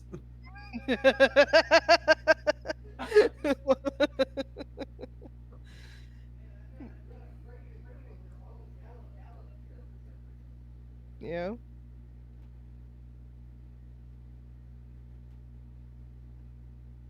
How you doing, Trinky? I'm doing alright, Snoo. How are you doing? I don't know what the fuck Mox is talking about. He's being silly in the background while he's getting a drink. You know what I have a really bad addiction to at the minute? What? Shit films. So, on TikTok, there's like Boy. these vertical shit dramas. You must have seen the adverts for them. They are the worst acting, with the worst plots, with the worst with the worst everything. They are the worst thing my eyeballs have ever graced. But because they're so bad, I can't not watch. And they're like an hour and a bit, nearly 2 hours, and I watch them every time. Oh my god. Like, I'm invested. Like, I am so invested. It's like, my dad sold me off to his mafia hut, like, to be a mafia wife, and blah, blah, blah. It's so bad, and I love it. And you're seeing this in like as sponsored videos? They're like ads, and then I get hooked, and I don't want to pay to watch them, so I go on Dailymotion and find the full video. They are so shit. If I find a good one, I'm gonna have to send you it to watch, because they're so fucking God. bad. Oh No, because I god. don't think you understand the scale of how bad they are. That they're like No. addictive. I know the exact videos you're talking about. So bad that they're addictive. I actually can't. I feel like I have actual problems. But like, Yeah, I haven't seen any of those because anytime I see the little like tag that says sponsored in the corner, I immediately skip to the next video. they're so shit that I can't stop watching. Because I'm actually like low key, I'm hooked. Like, this is so shit, but now I want to know what happens. It's like watching a train crash. It is. It genuinely is. The fuck Like did the one I I'm gonna watched. come back to? The one I watched yesterday was about a girl, and she had turned 18, and her dad sold her off to marry the head of the New York Mafia, and she was like, "But I'm a virgin, and I don't want to sleep with you. I want to sleep when I fall in love with someone." And he's like, "You're my fucking wife, bitch." And it was just really shit, and I couldn't stop watching. Oh, it was too good. Talk about my addiction to really, really shit films at the like vertical dramas. Vertical dramas. What a That's what they're genre name. called. What a understand. genre name. They are mocks. They are the worst acting, with the worst plot lines, with the worst filming, with the worst everything. But they are so bad that I can't stop watching. Yeah, I played Resident Evil before. Yeah. Oh yeah, the Resident Evil movies also fall into that. No, I'm talking about the games. The games are enjoyable because of Yeah, I know. the bad thing. The movies are not. Yeah.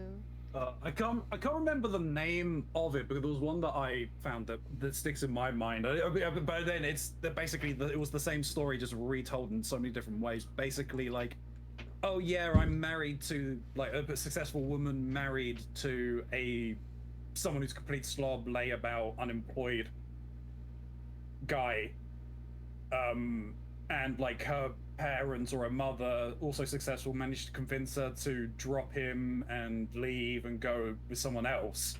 Turns out that he's actually the owner of the company that they're merging with or something like that, is incredibly fucking wealthy, and it's like, what? This is so stupid. Why am I hooked on this? It was one of those. What was it the other day? It was like, a girl, and she like left her husband who didn't love her and was like cheating on her with another woman, and she like disappeared for like 6 months, but she'd gotten like this really famous internship, and then she signed like this $10 billion deal, and she came back, and then her like ex-husband was like, you stole my $10 million, blah blah blah blah blah, and she's like, honey, I don't need that money. And then he's like, I'm gonna have you arrested. And then like this girl tries to kill her, and she's like, and then like the really rich guy from the company she's working with, who she's having his baby now, like busts on in, and he's like, don't you stab my girlfriend. And it's too good. Oh, so good. You should stay away from Spanish soap operas.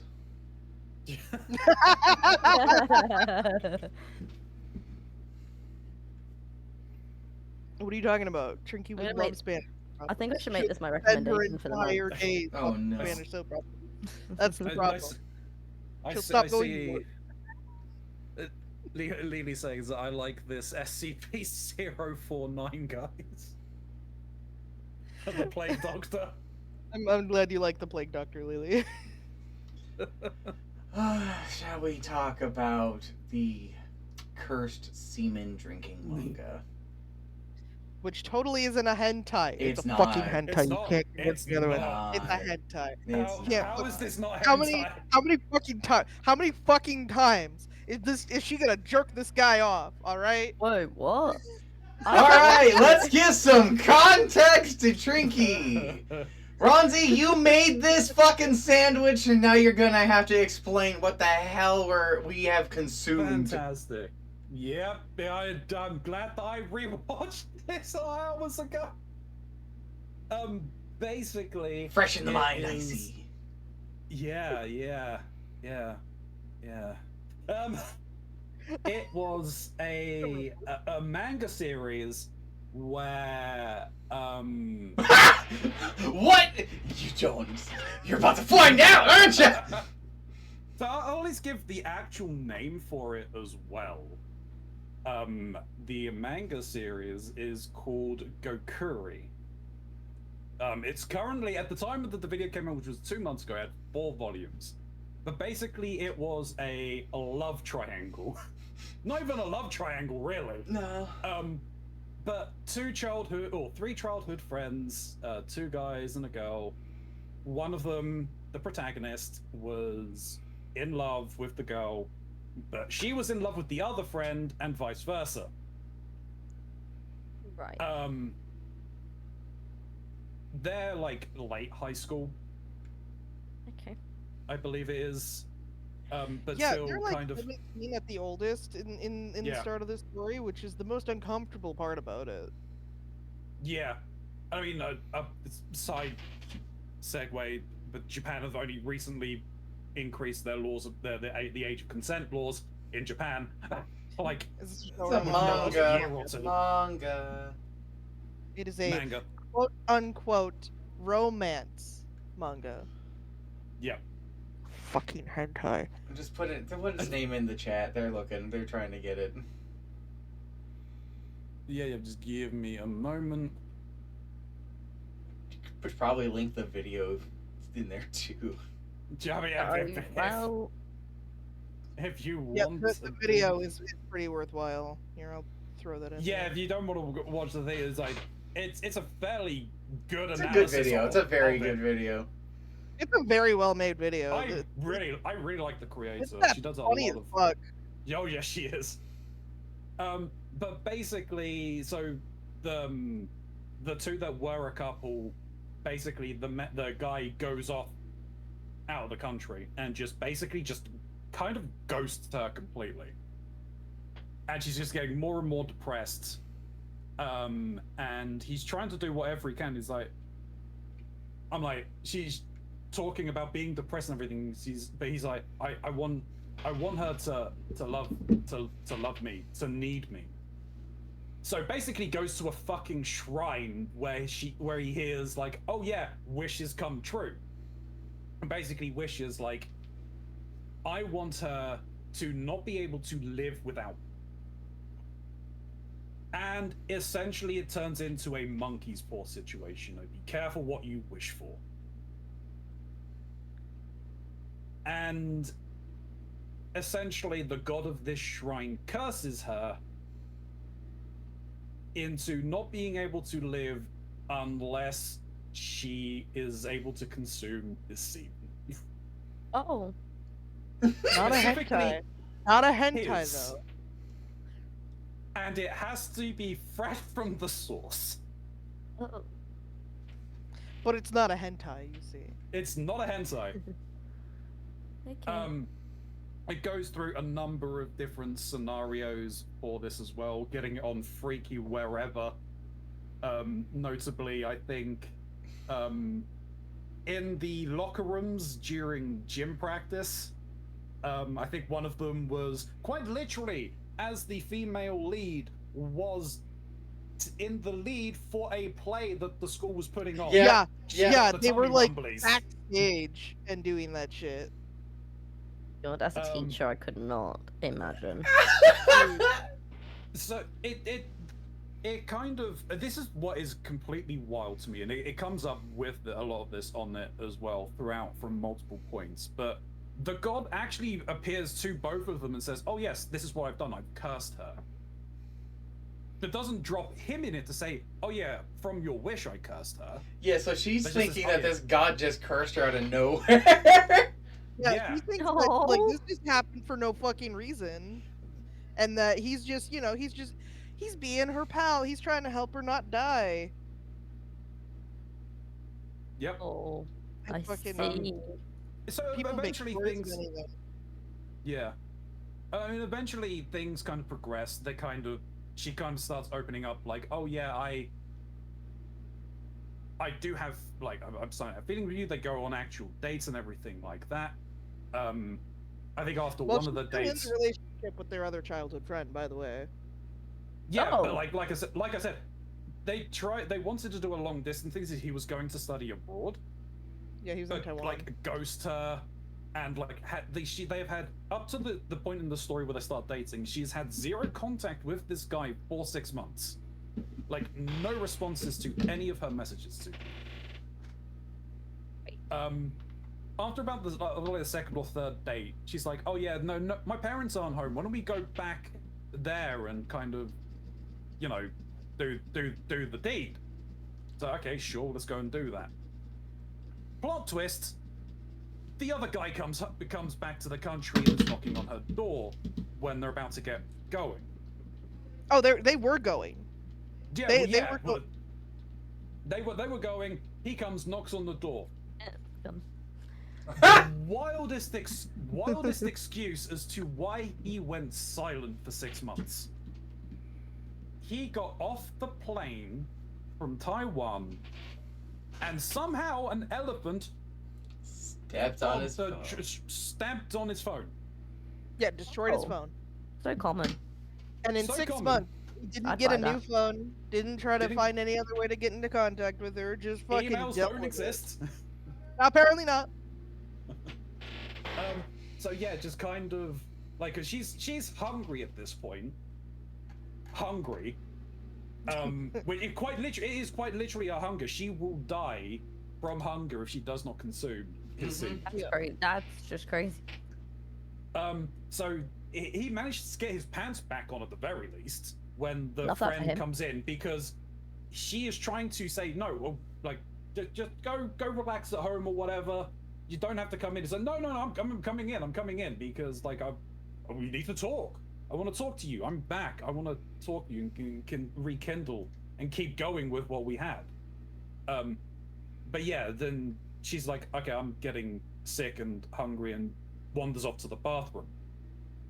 The protagonist goes and follows, goes to check and say, hey, are you okay? Because I know you were hungry and everything like that. Notices the door was unlocked to the bathroom. Goes in, starts. The friend comes along and finds them and catches them in the act. Because they "What still the have the door hell?" unlocked. He left the door unlocked. He was an idiot. So he closes the door and locks it after that. But then they try to explain it. Then apparently, Go on. They just like are straight up with it of just like, you know, this is what's going on, and he's just like, what a bullshit fucking story. What are you Yep. talking about? Yep. And fucking like doesn't believe it at all. I mean, would you? Then Be fair. Then the next day at school, 'cause he just transferred straight back into school for some reason, as if he wasn't gone. Basically, they're back to normal, all lovey-dovey, touchy-feely and everything, but completely ignore the protagonist. And he's getting more and more depressed. At one point during the day, he's getting beaten up by his friend,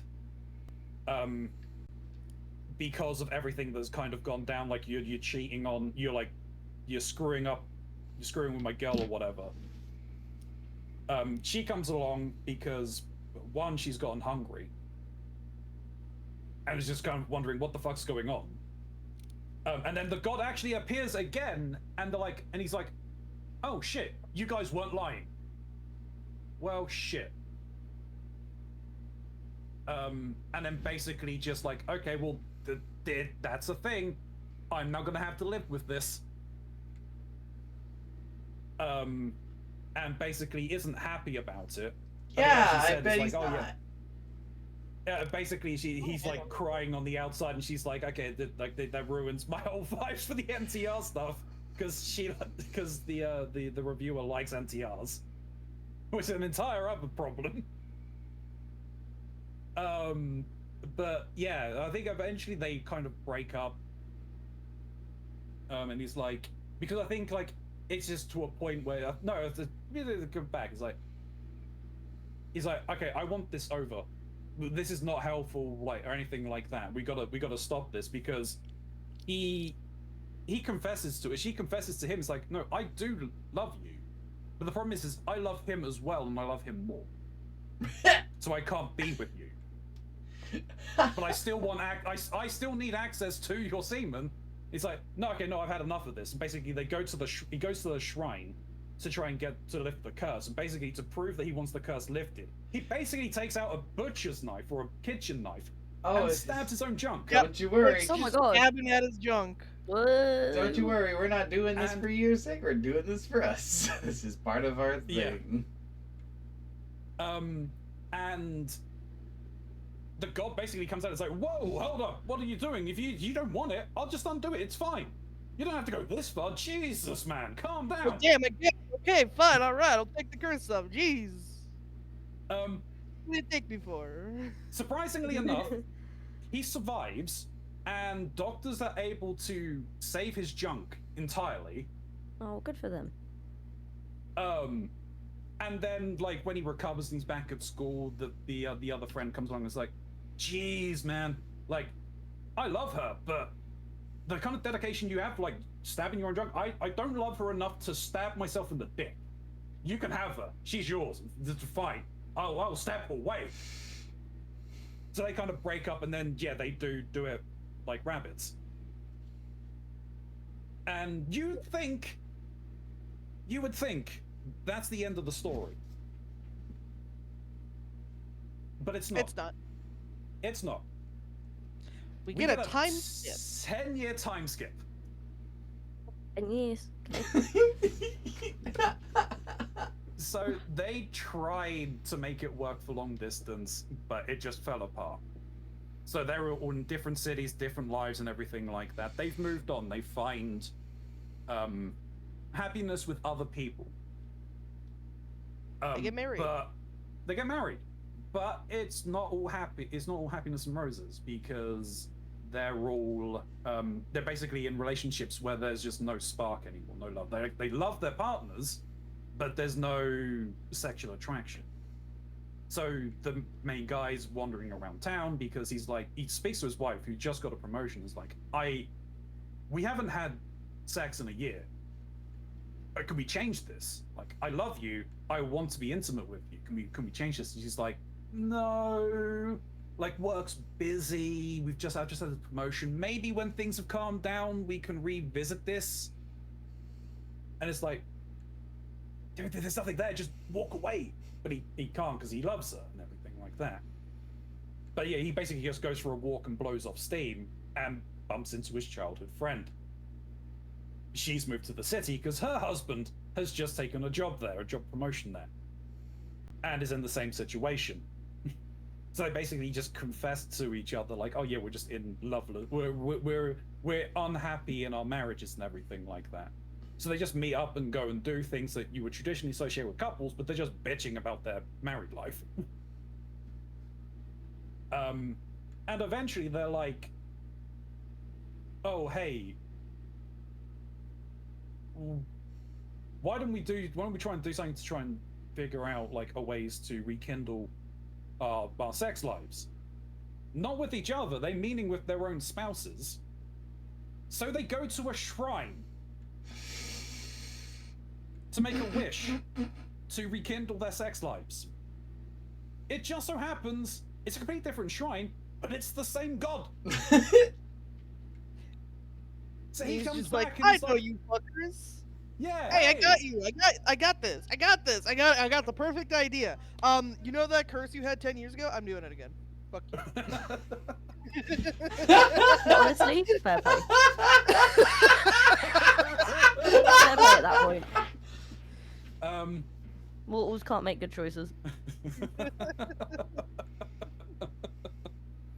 And I'm just reminded my sister's in chat. Yeah. Hi, Lily. Yeah. Hi, Oh man, I Lily. can't wait to tell mom about this. Please, don't make me think about it.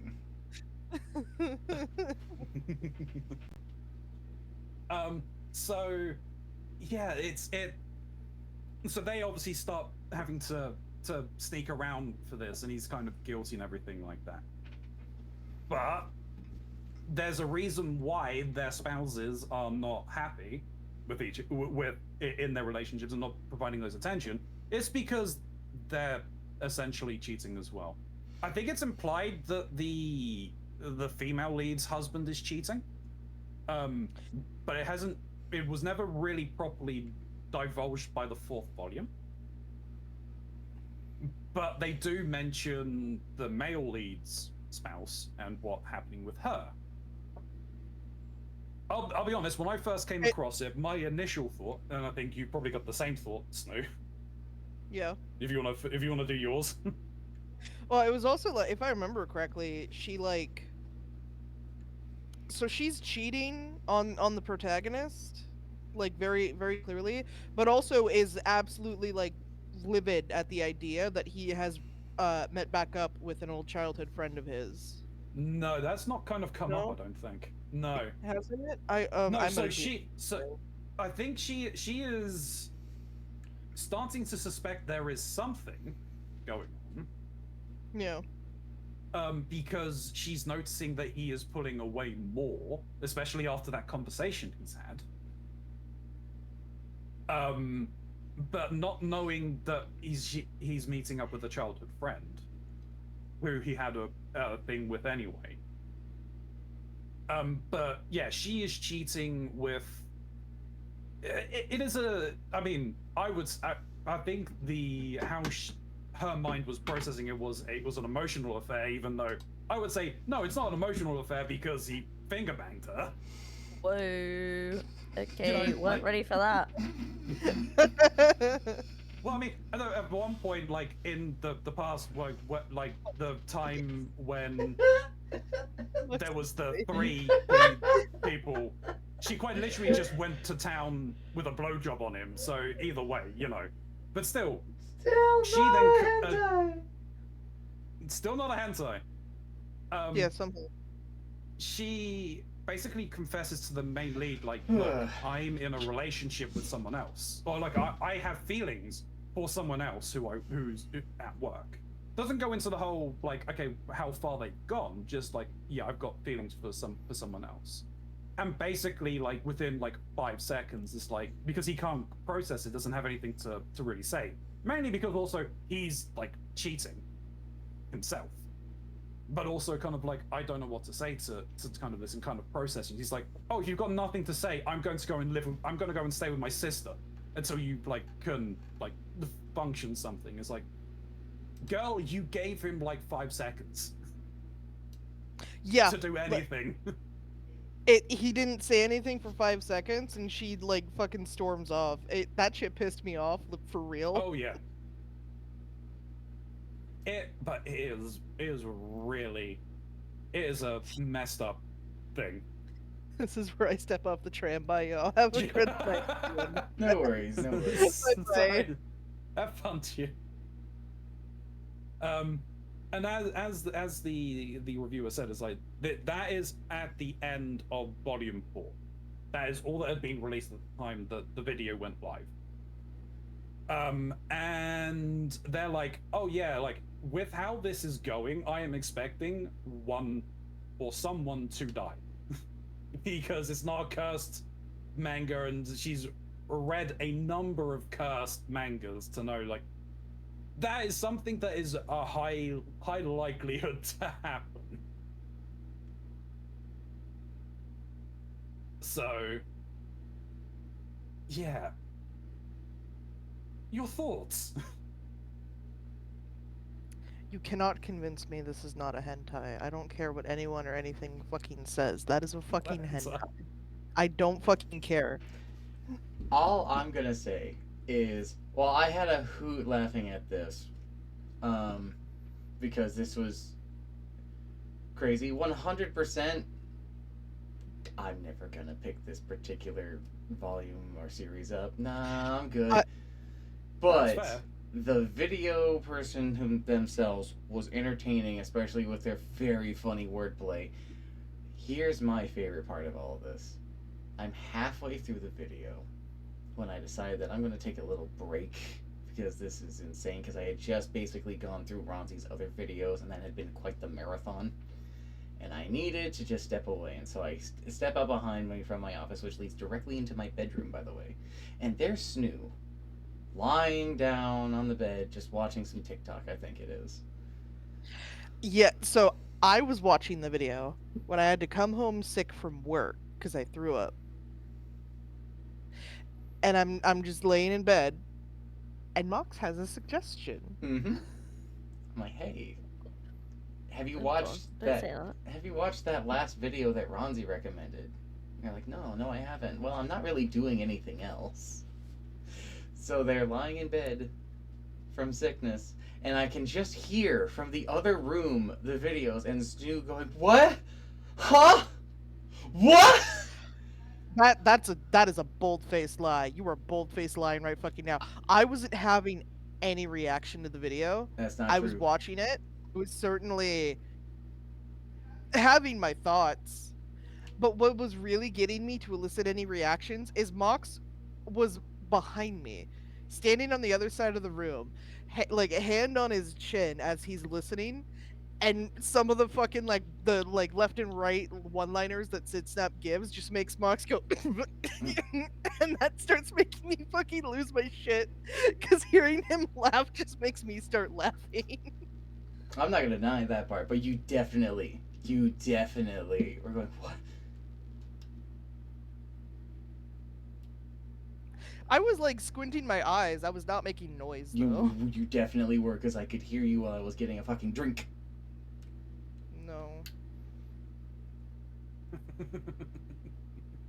Trinky! Hey, I found the horror. I had to share.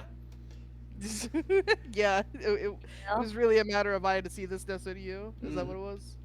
Yeah. You son of a bitch. Trinky, what would you like to add to this? I hadn't watched it. I've just heard about it. Yeah. I could have lived the rest of my life not hearing about it. I'm glad I just didn't see it. The video itself by SidSnap is very fucking good and funny. It's the original manga is just like no, No, not no. I don't want Definitely it. not. I don't want it. I don't want this. No, thank you. it's fucking awful. Some people are creative and they should not be. Speaking of creativity, this seems like a good way to segue into Inscryption. Yes. Sure. From what it sounds like, all of us had some pretty bad RNG. It really does, and it's really a fucking shame. So I want to kick us ask. off, Mox. You talk. I You want. talk I about want to what it ask is. first of all. How far did everyone get? I'm halfway through Act 3. Trinky, how far did you get? I'm probably assuming I'm stuck on Act 1. Mm-hmm. I beat the whole game. I saw the ending. I also did a run of Casey's mod, and it made me rage quit, and I alt F4'd, and I haven't opened the game since. Fucking love Casey's mod. It's good. I fucking my deck stalled on me, so I got fucking mad and I closed the game. I'm afraid. I've been meaning to finish. Terrified that I just got a gift from Steam from Karanzi. Same. Oh, I just got the same Same. thing. I'm not gonna look Alright, at that. I'm not as a looking. recommendation. I'm not looking. I'm not gonna look But yet, I'm afraid. The fear, Yeah. yeah. Okay, boy. so you had a question, I think, for me. Oh, I was just gonna say, why don't you kick it off and explain for everybody what Inscryption is? Inscryption is a found footage game about a evil floppy disk that a guy dug up in the woods and was going through the contents of that reveals a conspiracy that is deeper. What I don't think I said it before. And if I did, I don't remember. But this is actually part of a series. This is like the third game in a series. The first game being Pony Island, the second one being The Hex, and now there's this. They are all related. They are all deeply entwined with each other.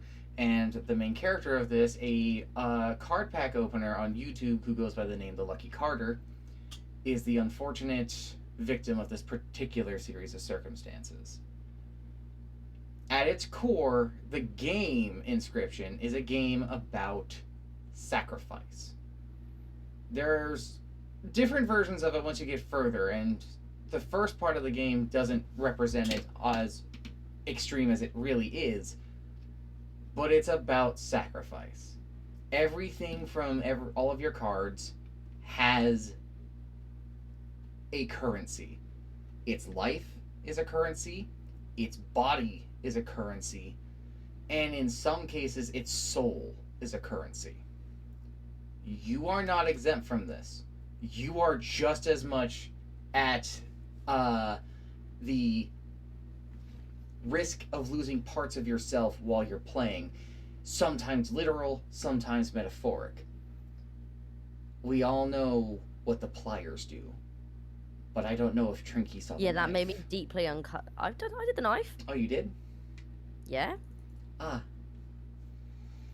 Then you do know Yeah. what the knife Oh, does. yeah. Because do you know what I nearly messaged you? I went, what in the fuck in the Baldur's Gate 3 am I doing right now? Was what I nearly messaged you. That was my genuine thought. I was like, what in the Baldur's Gate 3 is happening right now? That's hilarious. At its core, definitely though, it is a game about creativity and works, and it wants you to crack it open and be just as unfair as the game is going to be to you. Because every trick and trade that the enemy does to you, not only can you do back, but you can do it worse. And that's what I goddamn love about it. I genuinely love the act of playing the cards. I genuinely love playing and making the cards. And I really love the story, and I especially love the aesthetic of the first act in particular. And I want to do... Well, I've only seen the first act, so... Would you believe it became a, 8-bit RPG after that? Yeah, probably. And then it becomes a techno cyber horror. Yeah, I'm glad I didn't reach that bit. And then it becomes Yu-Gi-Oh! For a brief bit. No, it was Yu-Gi-Oh! From the fucking start. No. Don't No, say it becomes Yu-Gi-Oh! For a bit. It's basically Yu-Gi-Oh! No, From the no, start. no. It becomes Yu-Gi-Oh! for like 20 seconds. Like Dual 2 disc minutes. and everything. Yeah. I appreciate the understanding, though, of the sacrificial nature. Definitely, my Yu-Gi-Oh! Gaming primed me for this, and primed you guys a little. Sounds spooky cozy. I suppose so. So let's hear your experiences. I want to start with Trinky, just because Trinky didn't get the furthest, and I just had the worst RNG in the world. Like, it was unfathomably bad. Like, I've never experienced poor RNG in a game like this. So within like the first 40 minutes, I'd done everything in the room. I'd done all the, like, I'll call them secrets, but they're not secrets. But like, I'd done all the stuff in the room. I had all the knife. I worked out all the teeth things. I've done all the bits. I've done the painting. I'd done all the bits. The room was done. And I was like, right, I just now need to get to the end of this. Cool. Let's do that. Not cool. 6 hours later, still haven't done it. Like, and the mechanics are so, like, easy to pick up of, like, this thing and this, like, this is how this thing works, and this thing and this thing works. Like, it's not confusing, but when all I can pull is a fucking bullfrog, I want to blow my brains out. Yeah, that's fair. Like, everyone's like, oh, I pulled these really good cards. Well, okay, good for you, because I didn't. And then I made a really good death card where it was a 7/7 for 1 blood, and I was like, this will be great if I can get this. Did I fucking find it once since I made it? No. And that's my story.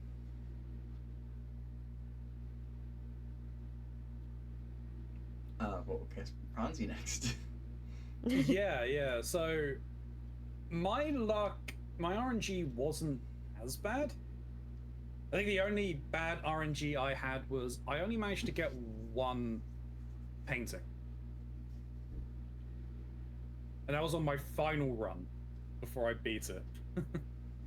But I had already seen the game, already kind of knew some of the mechanics, some of the puzzles in the opening thing. So I got through. I think I must have been like 6, 7 cycles it took me to get through the opening act, which I believe was the requirement that you set out for us. Yes, it was just to start a new game. Yeah. So one of the first cards that I made ended up being a beast of a player card or a death card, and that was Snoo. Yeah. You made Snoo? Yeah. I made Snoo. Yeah, I carried you. For a couple of my runs, yes, when you appeared, you were a 0 cost, 3/3. Nice. It's pretty good. With Mantis and Mantis God. Nice. 5 attacks. So I was attacking 5 times? Yep. You're attacking 5 times. Oh my god. So I'm technically a 15/3 is what you're saying. Yes. Oh my god. And Yeah, I you're didn't get attacking any 2 luck like lanes that. twice. I'm keeping myself quiet here. I played the game and beat through it as well during this. Yeah, you I think you've done it in like 3 cycles or something, right? Mm-hmm. You done some real crazy stuff. But yeah, I eventually ended up getting my hands on Ouroboros. Yeah, you did. I think by the end of the first act, I think it was like a 15 or a 16. So Ouroboros, for the rest of chat, and for those that haven't played it, essentially it is, as you would expect, what you would associate with the term Ouroboros. It's a snake eating itself, and it constant. If it dies, it just grows in power. Permanently. Permanently. Yeah. By the point of where I was reaching partway through Act 3, my Ouroboros was like 45.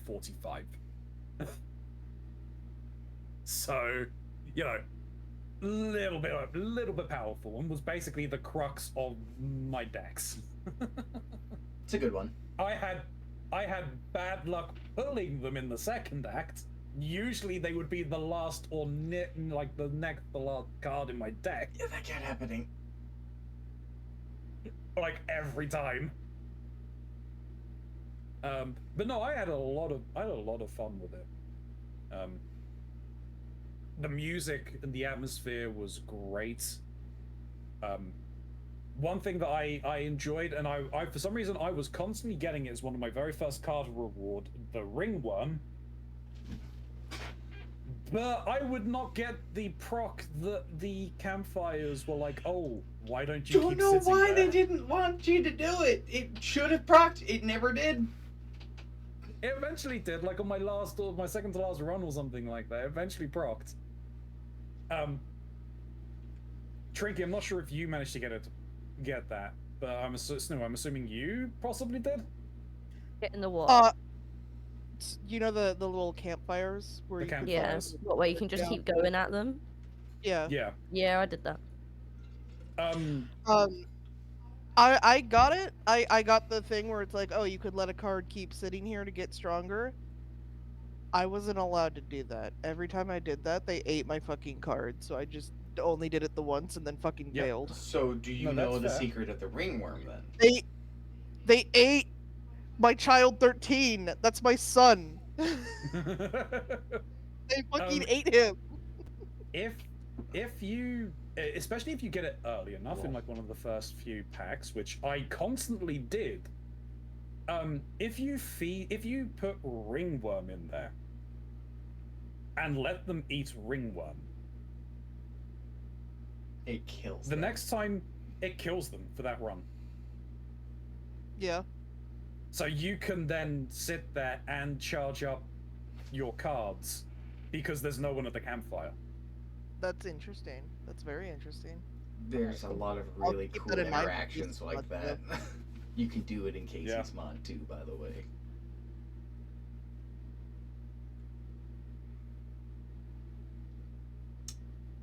I use an app to handle Twitch chat. I accidentally sent messages to Ronzi's chat. Ah, That is- Oh, what are you sending me? at Misk. alright, Snoo. Would you like to share Yep. your inscription story? So my first run went fucking phenomenal. I got to the angler on the first fucking run. I was doing fucking amazing. I was killing it. And then after I take down the first life of the angler, he goes too soon and loads his fucking side of the board with grizzly bears. Oh. And I sat here and I went, oh. I was doing well, but yeah, I'm not doing that good. You can beat that, by the way. I know you could. I did not have the setup to beat 8 fucking grizzly bears. Oh yeah, no, that's and ridiculous. win the game. I'm just saying it is Yeah. doable. Oh, I believe it. So I got my ass handed to me by 8 fucking grizzly bears beating my ass. And then after that, my RNG never recovered. Oh no. I struggled. So I was naming my death cards after my OCs based on like whatever relevance there was. Let's see, where is it? Because I had Kubri, I had Korkuch, I had Melody, I had Kane, fucking, I had Vermilion. Vermilion was my fucking win condition when I finally fucking got her because she had poison. Yeah, I was basically just fucking struggling. I kept trying to like make some sort of synergetic death card. That's the only thing I could think of to do. I got everything in the room done. Uh Anytime I had the talking stoat show up in my fucking first hand and I put him down and he said something mean to me on my first fucking play, like total misplay or are you sure? I immediately fucking sacrificed his ass because I fucking hate him so much. I hate that motherfucker. I want to suplex this This, fucking rat. this Stoat is a fucking asshole. I PO3 is hate him awful. so much. Oh my god. Reminds me of a very shitty ex-friend of mine and Mox's. I was sitting there as Chalk was starting to play that, and he was just ignoring the Stoat, and the Stoat was getting more and more agitated with him as the runs. Oh yeah, like at the start of the game, I fucking sacrificed him while he was asleep, and he was mad at me for that. And then I did it again, and then I just kept sacrificing his ass because it's like you're not worth. I don't care that you're like a pretty standard card. You're just not worth it to keep on the board because you're fucking annoying to me. I hate this guy. I had gotten to the final boss fight a few times, but didn't get to the final fight because some bullshit would suddenly fucking crop up. I saw Ouroboros exactly one time during Act 1, and I was so fucking mad because I was looking for him the entire time. My baby boy, that's my son. So instead I had Child 13, who is also my baby boy. And I had a really good run where I got 2 Child 13s, and I combined them with the mycologists, making him a very strong boy, whom I love, and carried me. And then I blew up the moon with Vermilion. Because she only does 1 damage, but she's poison, so that instantly kills anything, no matter how much health it has. And the moon is not immune to poison. No, it's not. So I just needed to get her like 1 hit in, and then I won. And then I went into Act 2. And I was having a great time in Act 2. Mox helped me find a bunch of secrets in preparation of Act 3. And then Act 3 is the most boring shit alive. Act 3 sucks. PO3 sucks. Act 3 is the worst. Act 3 sucks. No, the things that are outside the game of Act 3 are very interesting. I got fucking jump scared by the woodcarver in Act 3. They scared the fuck out of me. But no, PO3 sucks. He reminds me too much of this shitty ex-friend of ours, and he's a real piece of work. I hate him. I want to suplex the robot. Fuck that guy. And then the finale, I got really sad by the end of it. Oh yeah. I got really sad by the end of Act 3. I get it. By the end of the finale. I get it. There is also a bit where so there is a couple things that happen in Act 3, which if, I don't know if Karanzi is planning to continue streaming Inscription after this. There is a point where the game is like, hey, let's look at your computer files. I've already done that one. Yeah. I was literally about to say I had to be very careful. Yeah, it's yikes. It's yikes. See, when there was a different part of that boss fight where it's like, are these your friends? And it's like your Steam friends that are being turned into cards and going against you. That's fine. That's funny, and that's publicly available information. That's probably fine to show on stream anyway. Trinky, you almost fucking beat the shit out of me. Oh, I don't even think I got to that point. I think I just beat them down before that happened. I didn't even know that happened. It's the second half that was like, oh, that's a problem. Yeah, the first ones that got thrown at me was fucking man meat and Mox's other Steam account where most of his game library is held. And then it was one of Mox's old friends and Karanzi. And then it was Wisp and Angel's boyfriend. And then it was Slime and Trinky, and Slime was like a 6/8 card, and Trinky was a 1/8 card with poison. So they were beating the fuck out of me. Sorry. Yeah, I think in that fight, in my opening hand, I pulled Ouroboros. The thing that sucks the most about Act 3 as well is PO3 will bloat your fucking deck so fucking bad, and it's like, I don't need. Mark told me how I could get Ouroboros really fucking quick in Act 3, and I got him immediately. So it's like, cool. There's my win condition. Stop putting cards in my fucking deck, PO3. I hate you. Well, there's a way to deal with it. I know. I've taken to not taking card rewards.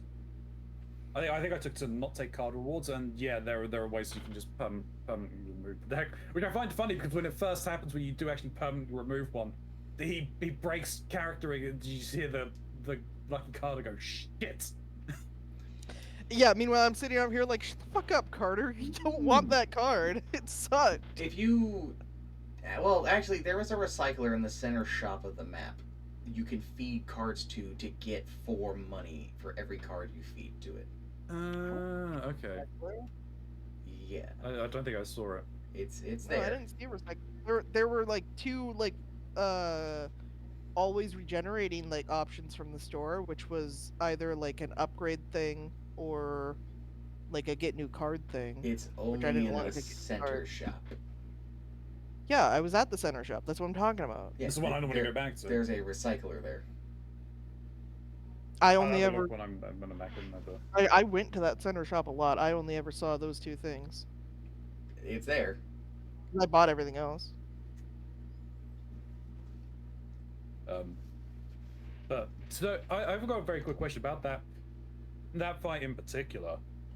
If you, in the second act, where obviously it uses, well, you are required essentially to weigh the size of the files that you use, or you got parameters for the files that you use.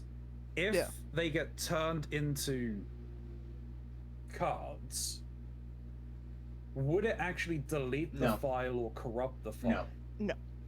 So what it does is it creates a new file, which is a README, and it says, I cannot actually delete files off of your computer. However, I hope you keep the honor system and delete this file. If you can. That's all it does. Okay, I mean, I'd never used any of those cards because I had Ouroboros on the field and it was just a win condition for me anyway. I only ever got that proc once, and I picked a picture of James. Because it was one of the older things I had on the computer, and it was just like, what, did you make this file yesterday? And it's just like, this is from 2024. It's 2025. What are you fucking talking about? Okay, what was it? I had one. I've got no problem at least saying this file. I'm going to try and find it. But I thought it was rather funny. It's on here somewhere. Which folder is it? This one? I think it was this one. Yeah. So I mean, I think it was fairly. You'd be fairly given as to what this was, but it was a zip file. Called Bazooka Cafe. There's a game. That was one of the files that I use, and it's like, oh, this is large. I'm like, yes, yes, it is.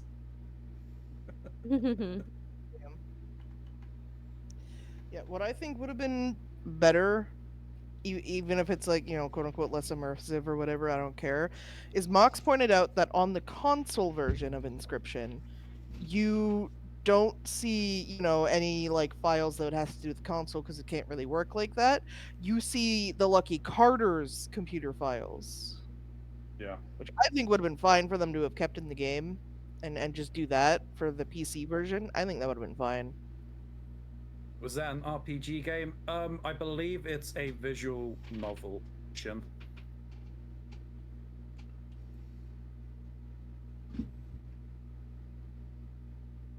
Yeah, seeing his cards makes more sense. But yeah, Inscryption was fun. Yeah. I enjoyed it. I was just frustrated. Yeah, you. RNG was say- not in my Let's favor. tell. I mean, I've already told these guys, but let's tell chat the funny message I got the other day from you. Oh yeah, so basically, Snoo named their cards after their characters. I named mine after the mood I was in after each run. So there was a hate mox, or a kill mox, a fuck mox, bad mox. I think there was bored. There was hate this. There was I'm stupid. There was a variety. Oh no. So I just sent Marcus a screenshot of my cards, and I was like, just so you know, this is how it's going.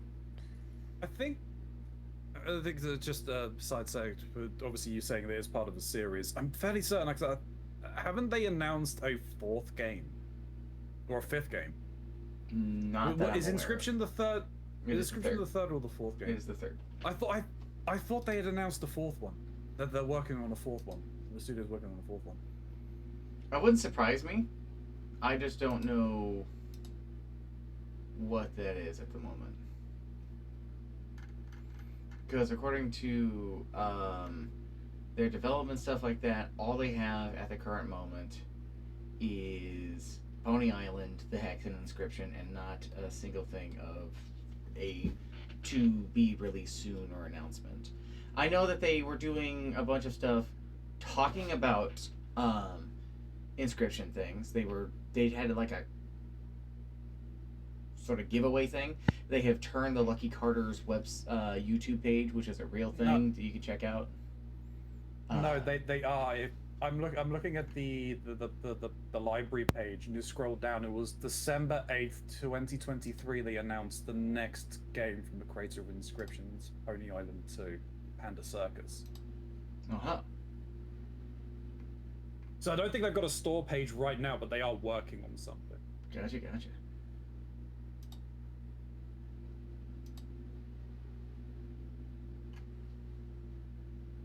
Right, should we move on to Redline? I want to say one thing real quick before we go. Oh, okay. And that's just, I'm just gonna go over my thing real quick. Because again, Yes, I you'll decided to sit down and play with Ronzi on this one as a parallel thing. So not only could I help them while they're doing their thing, but also it was another excuse to play Inscription, right? So I got hit with every actual plot roadblock that is in the game, where you get to the point where it's like, you can't go any further, you were not ready for that, and died.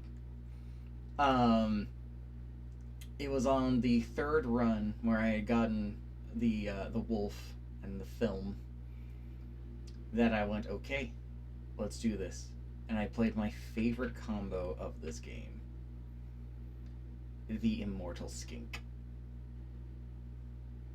What you do is you put Undying on a skink, and the skink's ability is that when it gets hit, it creates a tail that separates. Whatever upgrades and sigils you put on a skink go to the tail as well. So I had a free card that would create a new copy of itself when it died in my hands, and a card that when attacked would create another card that was free in my hand. And this is where Ouroboros comes into play, because I sat there sacrificing them and Ouroboros together in the first act to make a creature of unfathomable power. There were so many teeth in the back thing that it was overflowing. And I wasn't going to spend any of that. I didn't need any of it. Did you have a free card in your hand? Didn't need it. The tail was the free card.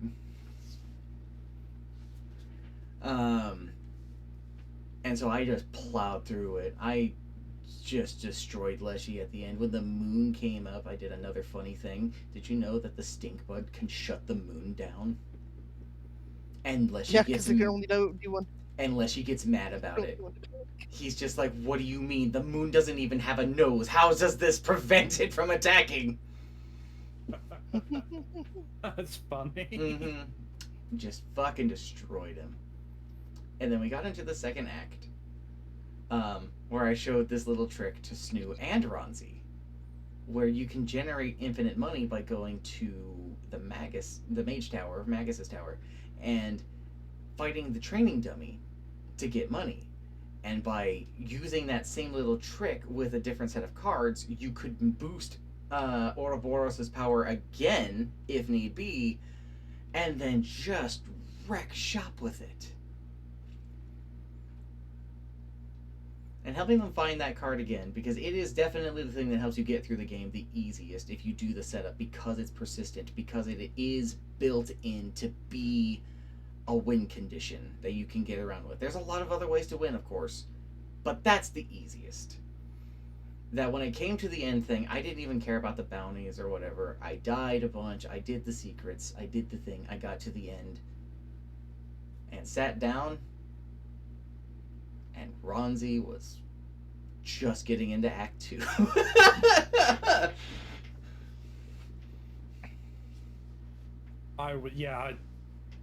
During my runs, there were times where I just was not getting much luck in the cards. I just blitzed that shit. I was actually very surprised that I did.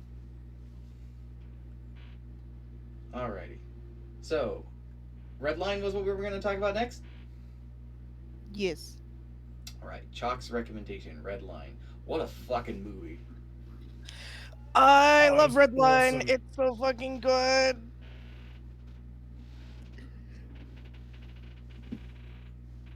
What did you think of Redline, Trinky? Do you want to read? Should I read you my notes for Redline? Sure. Go ahead. Okay, so I started with, "Is this Mike Mice from Mars?" Question mark.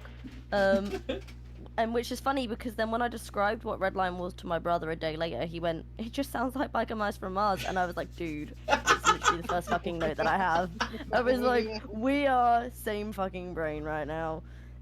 My next one was, "Would bang the gold car guy. I've learnt bang guy is called JP. Is he a bad guy? Because that would explain a lot. This isn't an F1. Oh, that bitch dead.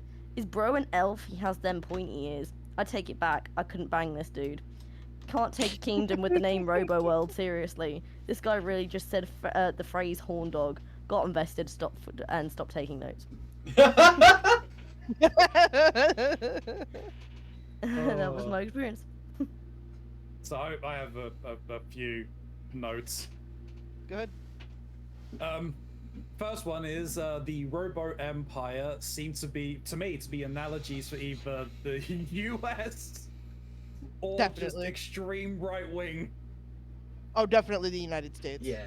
With how fucking crazy how horny they are for their military, let's be honest. Yeah, but that's why I kind of changed. It's like it just seeming like right wing because it's not. There is a lot of right wing governments that are like that as well, and it's just an analogy for that. I think one thing that I do want to start with is that I'm disappointed that I couldn't watch it in Japanese. I would probably preferred that, but I'm not disappointed in watching the English dub. Yeah. So the bioweapon reminded me a lot of Asoji Jizo, which is Mayuri Kuratsuchi's Zanpakuto / Bankai from Bleach. Ah, that's why I didn't understand a word you just said. It's Bleach. Got it.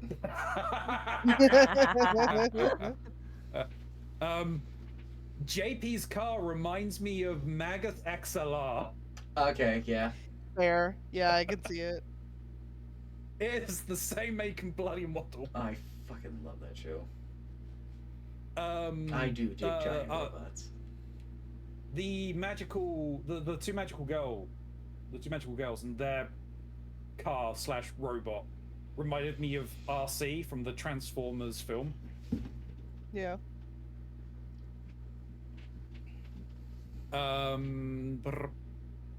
Mayuri? No, our Also- Yuri. Ah, I see. But our mistake. Yeah. I'm interested in actually checking out the source material after watching this. It's like, I think it's a movie or an animation. Yeah, I No, could have it's- sworn it there- started it's a as book. movie. it's a book. Is it? Yep, started as a book, I believe. So I went and looked and checked up on a couple of things because of just how the film ended.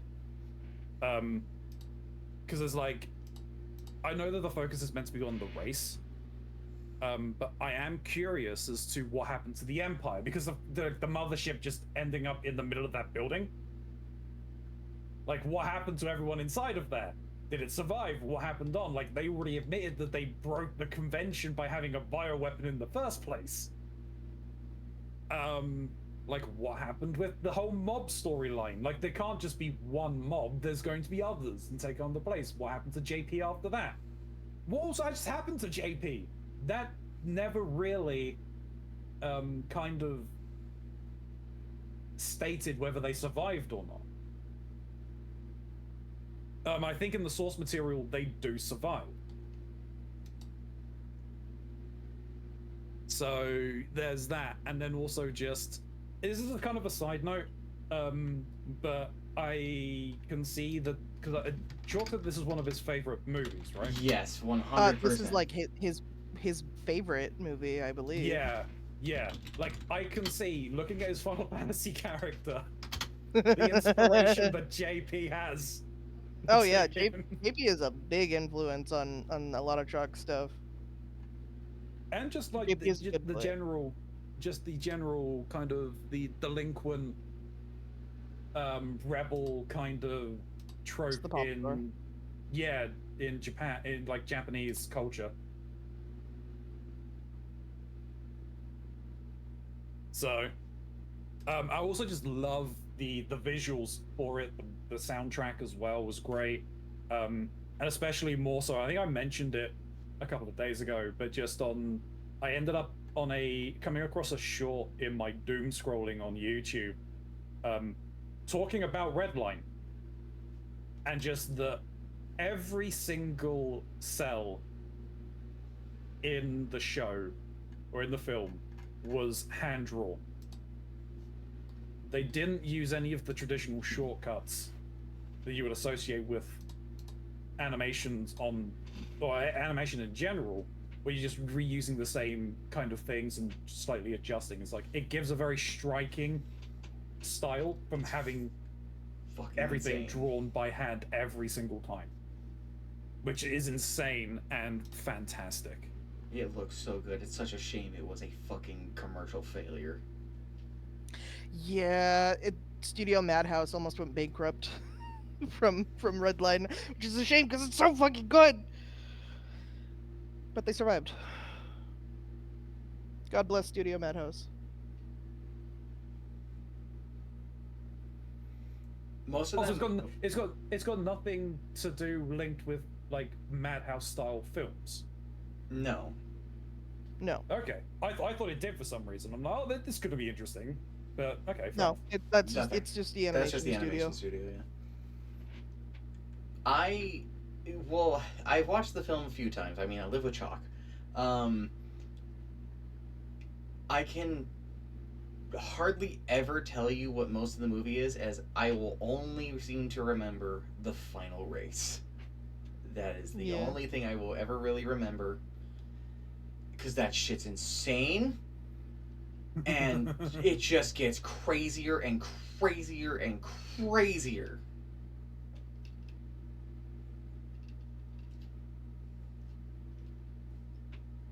Like literally at the end, where their fucking car is disintegrating and their clothes are disintegrating and they are flying forward. Yeah, well, it's funny because you mentioned that, because in my head I was like, it's so weird because this film like acknowledges that G-Force is a thing, but also decides that G-Force doesn't fucking matter. And it just really made me giggle, because I was like, you're like, they've got the visual effects on them that they're struggling and they can't move and do things because of G-Force, but simultaneously that doesn't really. But also, it's a cartoon. Yeah, but also it's a cartoon, so it just doesn't matter. It's the drama. Like, it's already acknowledged in universe that magical powers exist. The entire planet of Magical Girl. Yeah, I like that, by the way. Which is probably the reasoning I'm going to go with without reading the source material as to how JP and Sonoshi survives. The just magical girl bullshit. The queen, no, the princess was like, I like those, I'm going to let them survive.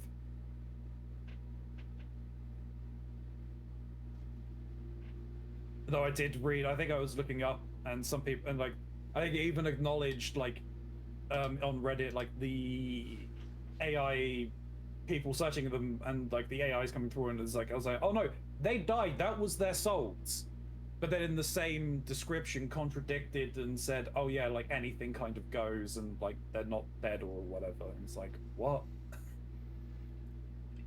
Okay, give me the source material, I'll just read that. I think I saw an AMV of this movie, trying to remember the song. I saw one too. It might have been the same one I'm thinking of Cakes the Distance. Mm-hmm.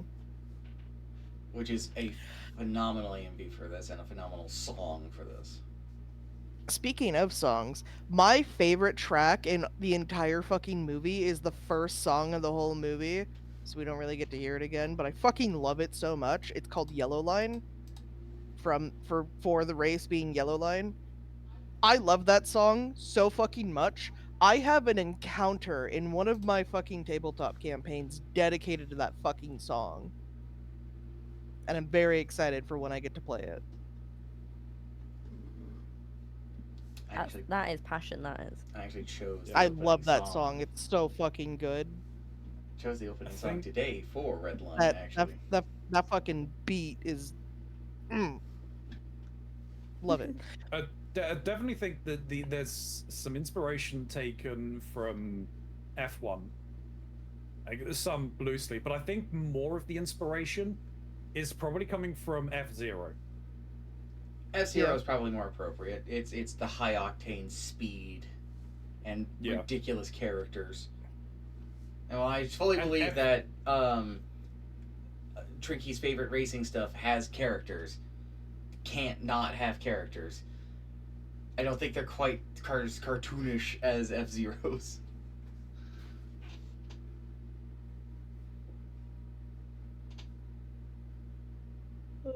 What year did it actually come out? Because I didn't look that up. Redline? 2007. Something like that, yeah. 2009. 2009. Wow, so the art style was even pretty old, even for the... Yeah. Like, it's not old, but like classic for even for the... Yeah. Fucking gorgeous, though. I love that kind of old style art. It's great. Eating good. Something because it's like that I also looked into. I didn't get a chance to watch it, but I looked into like, oh, is Tailenders a sequel to Redline? It's like, no, they came out in the same fucking year. Nope. They are just weirdly similar, and I was about to ask of like, so who checked out Tailenders? I didn't get a chance to check that one out. Yeah, I didn't get on to Tailenders. So it is only 30 minutes. It feels more like a pilot episode that didn't get a chance to take off an actual show. It is just as gorgeous as Redline, in my opinion. And there's not a lot of music in the OVA, but there's like 3 tracks. But when they come in, oh man, they're hitting. Damn, that shit's fucking good.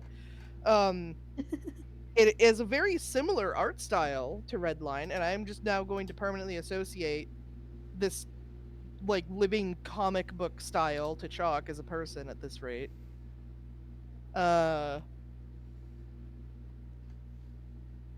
It sort of dips into like the concept of like time dilation based off of like speed, and it gets very goofy with it. Also, there's like a legendary racer whose name is Loser, and I think that's funny as fuck. And that's like my favorite part of the whole short. But yeah, it's like just as creative as Redline. So if you liked Redline, then like it's a good OVA to watch. It's just like a little under 30 minutes, so it's very much worth your time. And it tells the whole story in that 30 minutes. I'm going to watch it. I was gonna watch it yesterday, but Cyberpunk happened, and yeah. That's fine. Yeah, no, I think all 3 of you will enjoy. I will probably give it a look at some point. Well, does that take us on to Sayonara Wild Hearts? It sure does, and I do apologize. I played the first couple of levels, said I was going to pick it up again, and then I just didn't get around to it. That's fine. Finished it. I didn't have like a set goal for Sayonara Wild Hearts. It was literally just play the game, had fun. It's What about you, Ron? I was. So you we go ahead, Trinky. all talked at the Oh, same no, you go, time. Ron. Wait, I was gonna say, I was surprised that the fact that I managed to beat the levels in a single sitting. Yeah. It was not as long as I was expecting. No, it's really not. However, I absolutely loved the visuals. Yeah, the visuals were brilliant. They were fantastic. The songs, most of them were absolute bops. Oh yeah, for sure. Mm-hmm. They were that is true. great.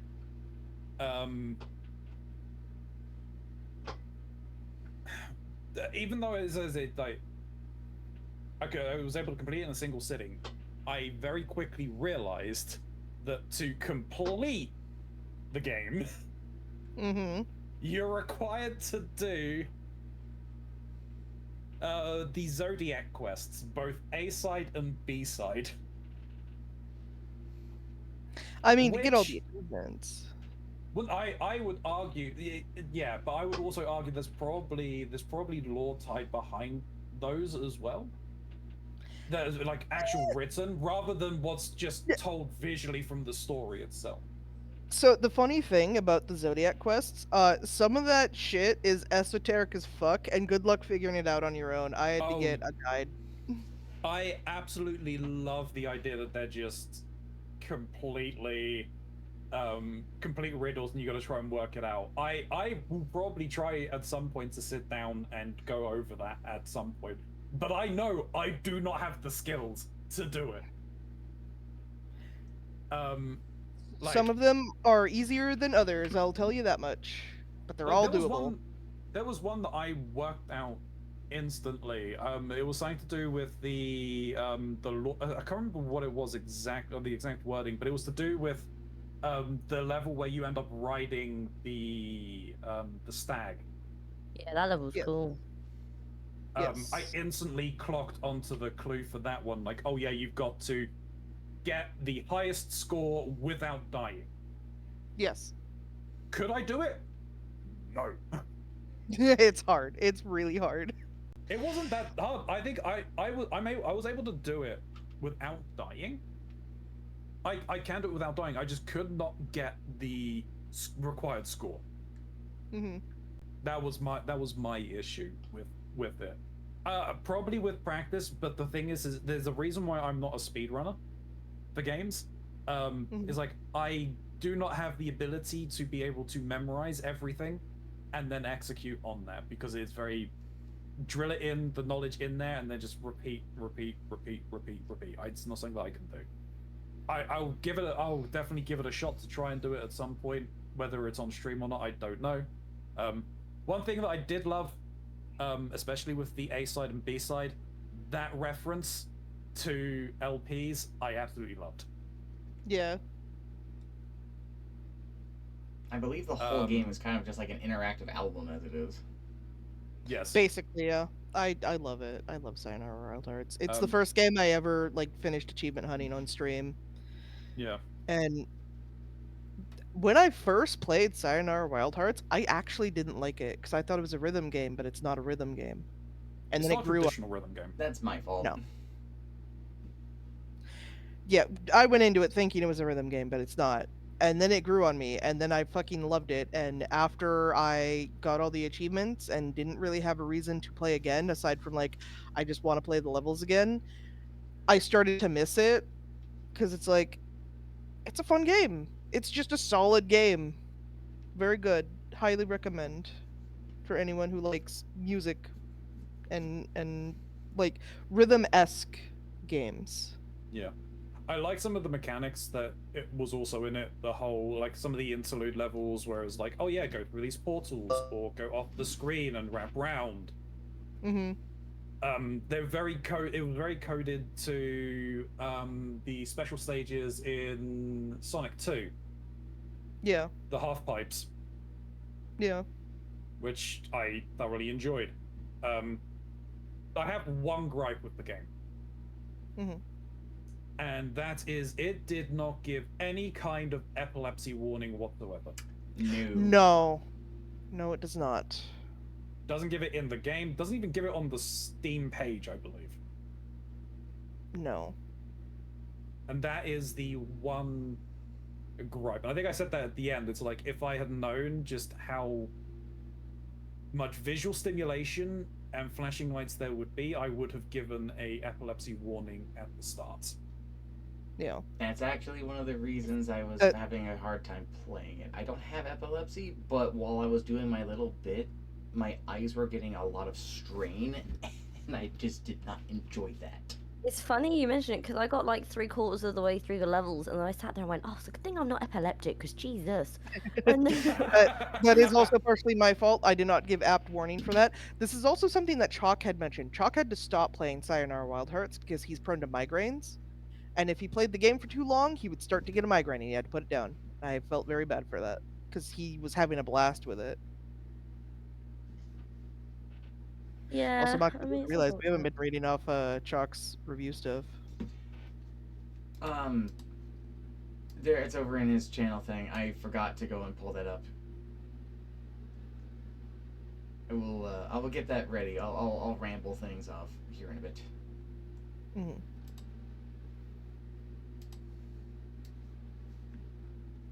Yeah, I mean, I liked the visuals, I liked the music, I liked the the art style, I liked a lot of things about it.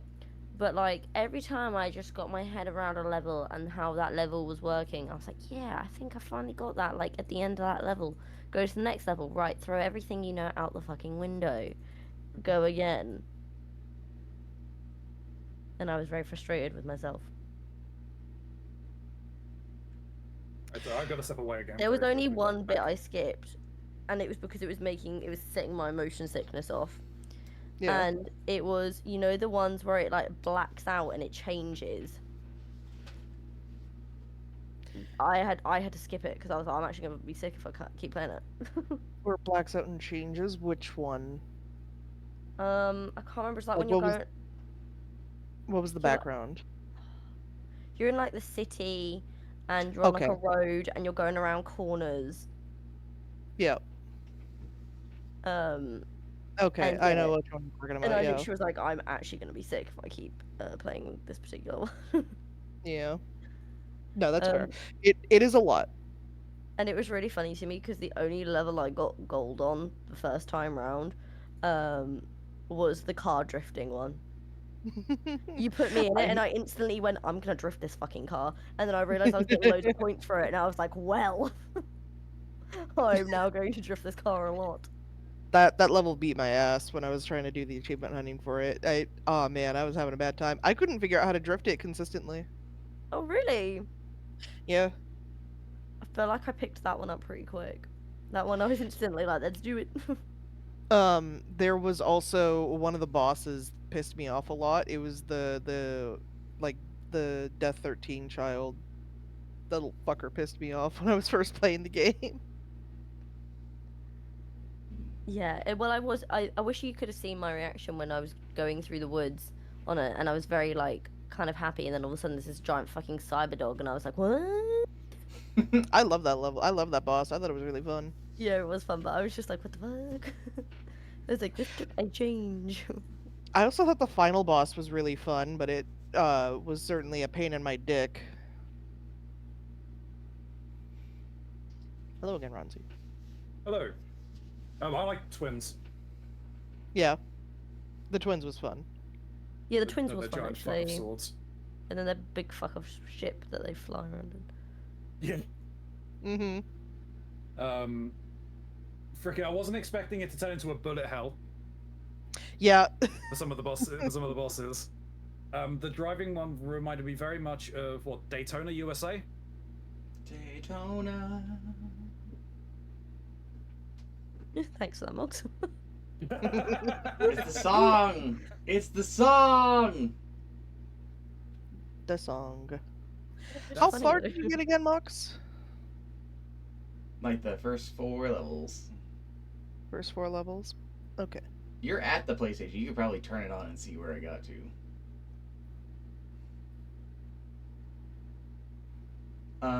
I am a little sad that I wasn't able to get myself to play more of it because it is cool. If nothing else, the music is fantastic, but it really hurt my fucking eyes. At the very least, you can still check out the music whenever. That is something that Chalk did because he had to put the game down because it kept triggering migraines on him. But he went and listened to the OST for the bits he missed. There are some songs he really likes, others I don't, and I've reviewed a lot of music this month. Which is, yeah. Yeah, fair. I wasn't actually expecting everyone to listen to every song. I will put this out there. Oh, you just wanted us to check out some music. Yeah. Specifically, like Catfish and the Bottlemen was the one artist you wanted us to check out. And then it was just anything else. And then all of us were just like, all right, the full 273 playlist. Got it. Yep. Apparently, that's how you all interpreted that information, yep. So I'm going to read out Chalk's notes real quick then. Yes, Taking it from the top to the bottom, even though I think Snoop pretty much read the Cyanide Wild Hearts one. Recommendation notes real quick. He did this at midnight, by the way. Inscription. Hey, so I really didn't have fun. Yeah, I know. Maybe if I spent more time with it, I might, but just the presentation killed it for me. I just wanted to play the game, but it kept yelling at me to go to puzzle solving outside the board, and I was just not interested.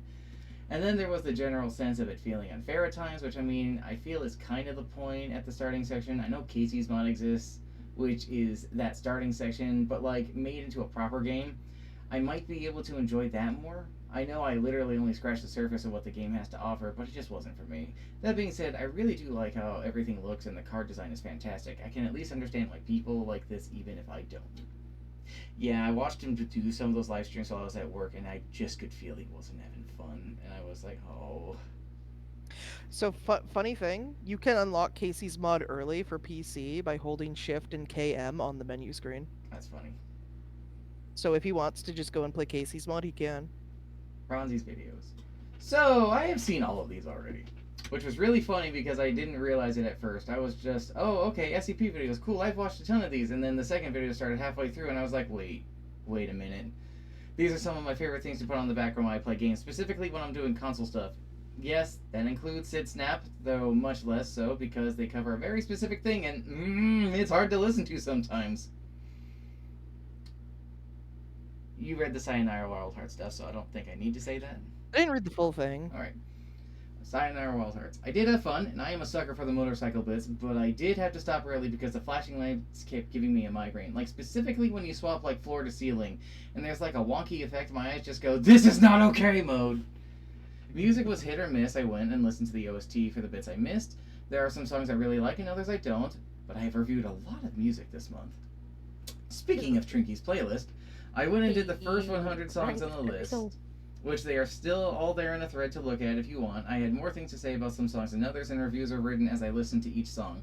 The Spotify app sucks, by the way, because it will just randomly change things to try and make you buy premium.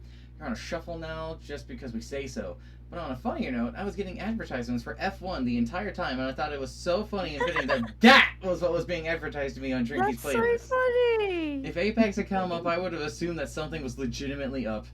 Nothing managed to score a 10 out of 10 or a 1 out of 10, but by far my favorite band name among the list was Knucklepuck. I love their name, if nothing else. You did mention that in one of the song reviews.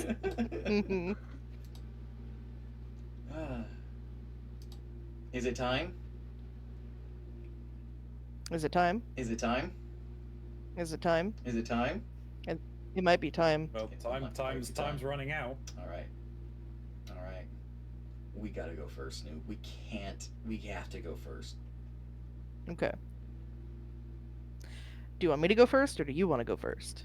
Or do you want Chalk to go first? How about we all do it together? Okay. I have a recommendation for you guys. I have a recommendation for you guys. Chalk has a recommendation for you guys. Oh, God. This month, I recommend Hunter the Parenting in its entirety. What the fuck is that?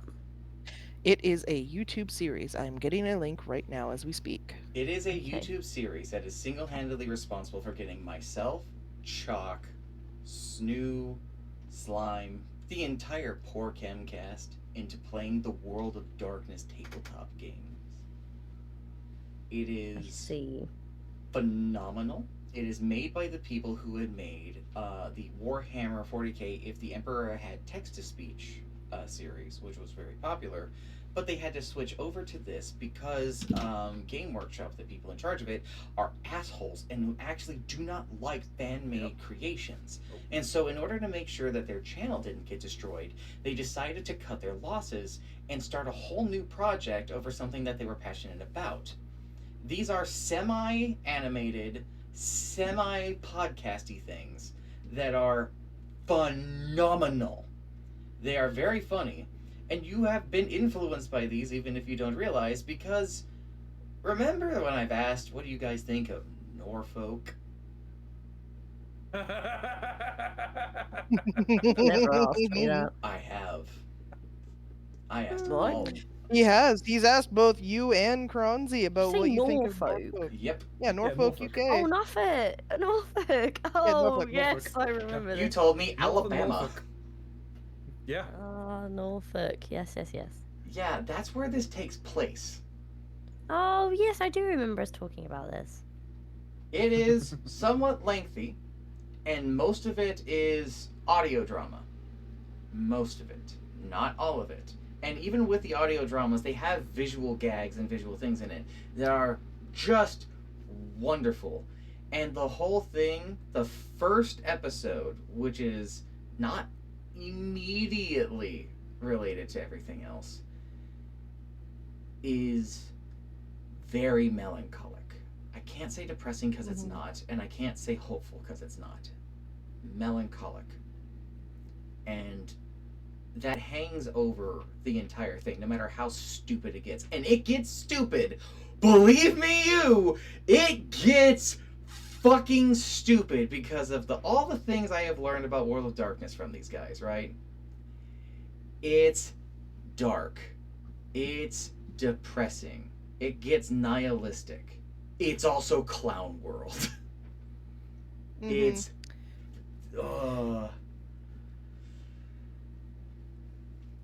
Chalk, Snoo, and I all collectively recommend you guys Hunter the Parenting in its entirety.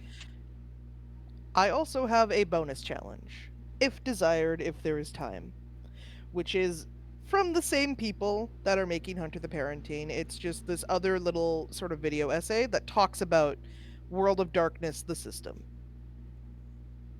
It's also a really good video. It's a really fun video. Okay. However, Hunter the Parenting is kind of a lot because it is several multi-hour things. So you get the to impression watch. that we've got like 3 people holding us at gunpoint to tell, and now we're like, we now You have to actually like review have something. probably about 6 people holding you at gunpoint. We're just the 3 that you can see. I'm sure I feel about this quarantine. I feel this is a hostage no, situation, and yeah, we should However, run. because all Three. 3 of us are recommending the same thing, it does technically bring down the amount of stuff that needs to be taken care of this month down. That's So. kind of what makes it feel fair to request the whole thing, because it's 3 recommendations in a trench coat.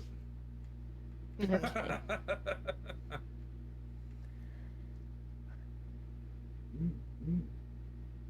Do you want to go next, Trinky? No, because I haven't got anything, and I'm really trying to think of something. Well, I can check and see what the gift I got from Karanzi is. Yeah. Alright. Oh, you motherfucker. You've been talking about this. You've been talking about this, you son of a bitch. That's why it has the 2 months. Yep. Okay. Alright. You know what? I'll spill the beans on this one. I'll take your recommendation and share it. It is a game... Yeah, Steam decided I need to verify my login information. Yeah, lol. So it is a game called Quest Master, which is a game that it's in the vein of like, I'm trying to remember off the top of my head because I only briefly like Zelda, like old Zelda, right? Yep.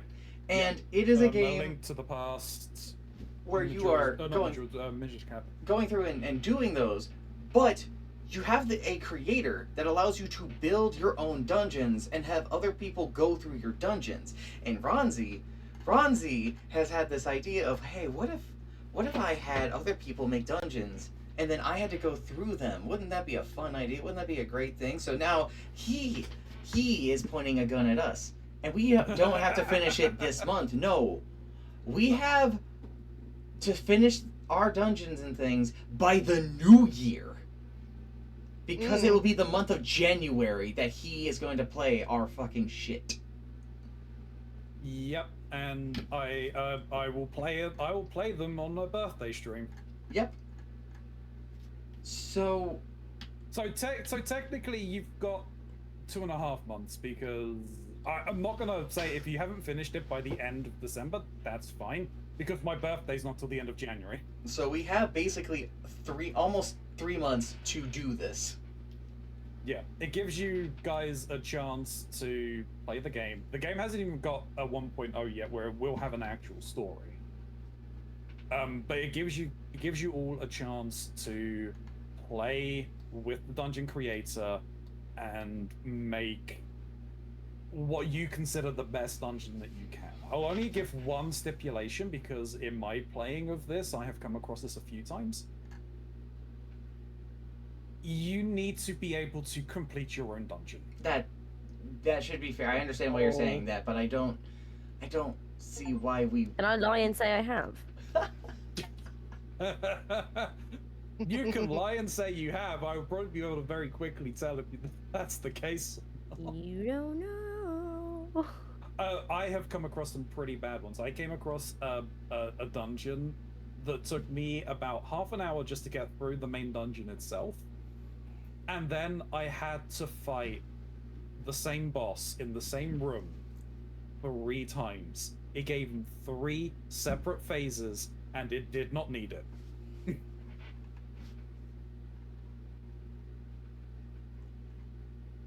I wouldn't say you have to record yourself beating it. I will go on an honor system that if people turn around and say that they being able to beat it, I'm fine with that. Problem is, I'm a dungeon master. Making something that's tough yet fair is already in my repertoire. Yeah, see, it's not in mine. I mean, I'm also a dungeon master, but I heavily favor towards players being able to win the thing I made. So I'm gonna struggle.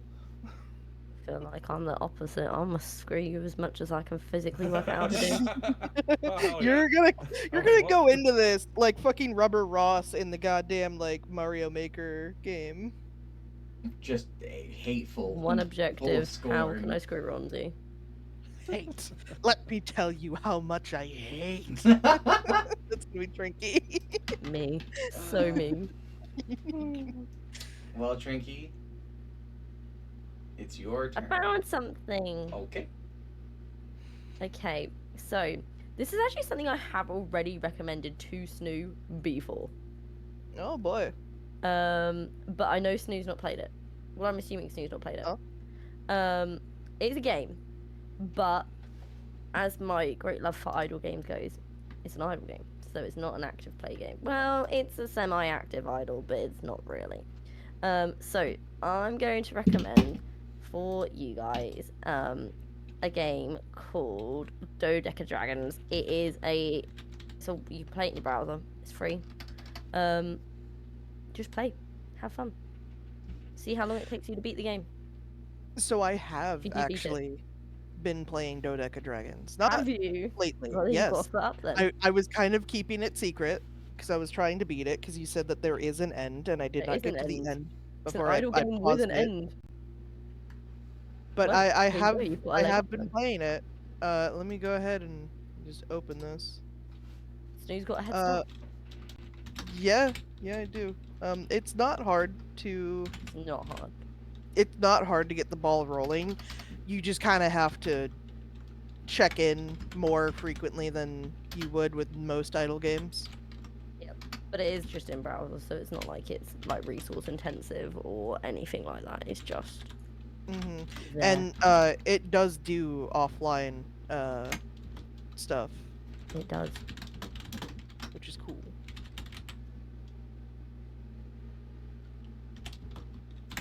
And there's nothing fancy to it. It looks shit. That's my recommendation. It certainly is full of windows. Yeah. Where are you up to? I mean, I can just get a screenshot for you. Okay. Apparently, last I checked, I was in magic challenges, though. Oh, magic. Yeah. Let's just go ahead. So have fun with that, guys. Mox will struggle. Grungy won't. I will struggle. I don't think Mox Struggle. will struggle. I don't know. I mean, I don't it know. can't- Mox I don't know, I does feel like Mox- making number big and go up. I don't I know. mean, there is that. I am much more talented at idle games than I let on. I just didn't think you were into them as much. I used to be. You've started down the sigils path. Yeah, I've started the sigils. Good luck with that, friend.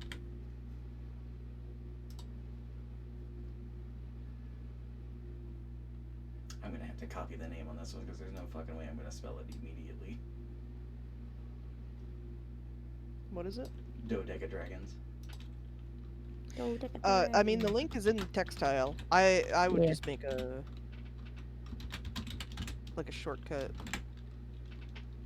or bookmark, whatever.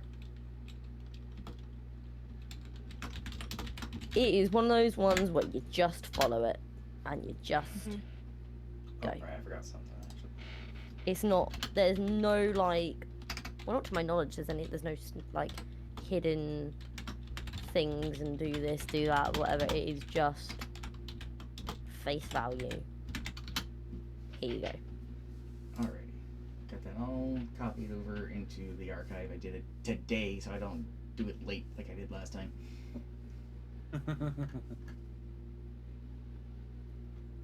Alright.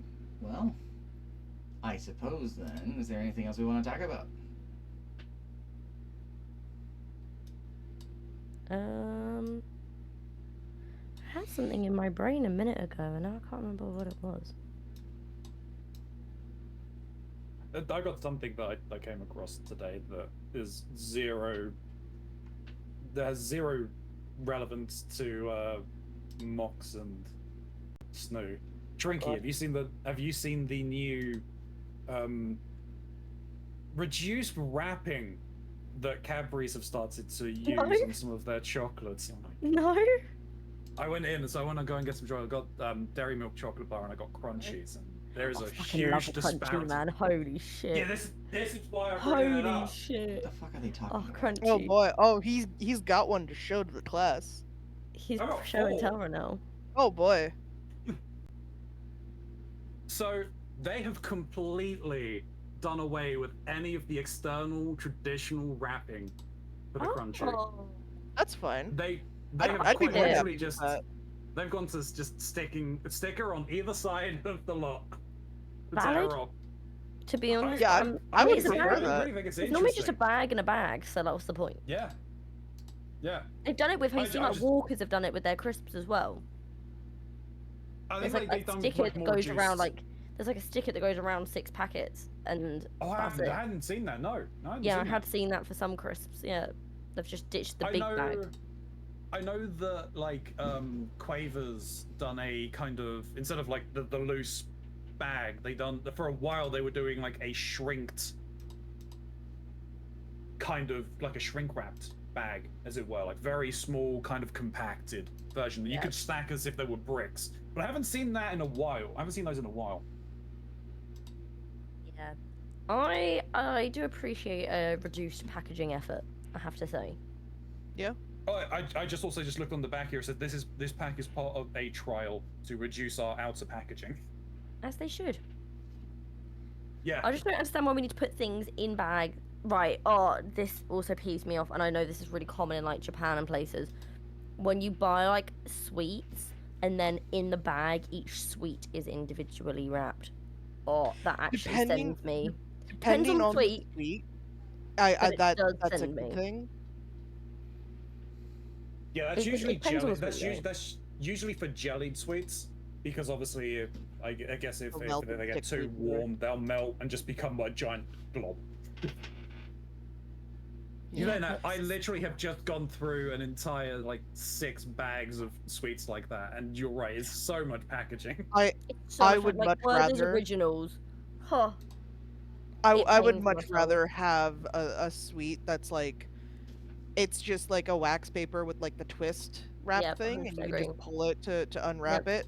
Fucking, A if you're doing Starburst, some might shit say. like Starburst, you're pissing me off. Okay, let's bring up Starburst. What's everyone's favorite type of Starburst? Oh, we're doing this Pink. now. I see. Pink. I like pink. I like the strawberry. Orange. Right. I Oh, also we're like gonna, cherry, hold on. but We're gonna have strawberry's my to. favorite. We're gonna have to cross country these. What does pink mean? Strawberry.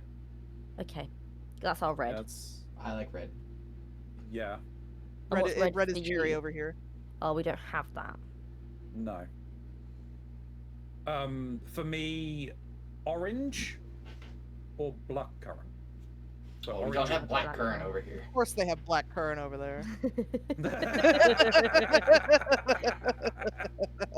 Okay, so what other colors and flavors do you have? So the basic 4 flavors is yellow for lemon, orange for orange, red for cherry, and pink for strawberry.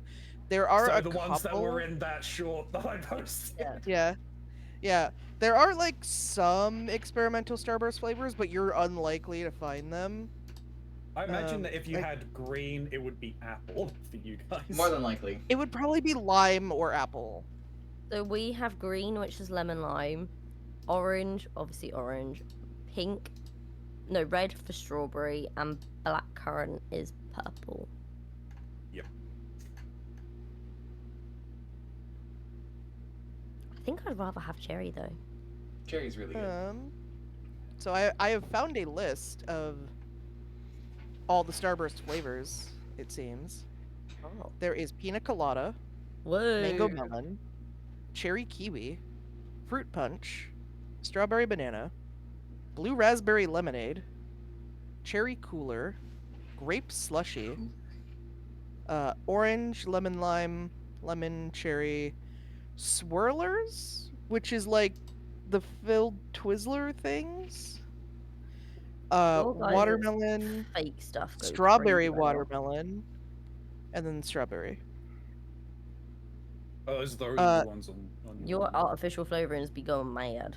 Those are all the ones I'm finding in some of these lists. I'm not finding like full absolute lists, but I'm assuming those are all the ones that you can find in America. I'm assuming they're That the would US check ones. out. Yeah, that would check out. Question. Oh, There's a Word. pomegranate one. What the fuck? I want that one. I want that one.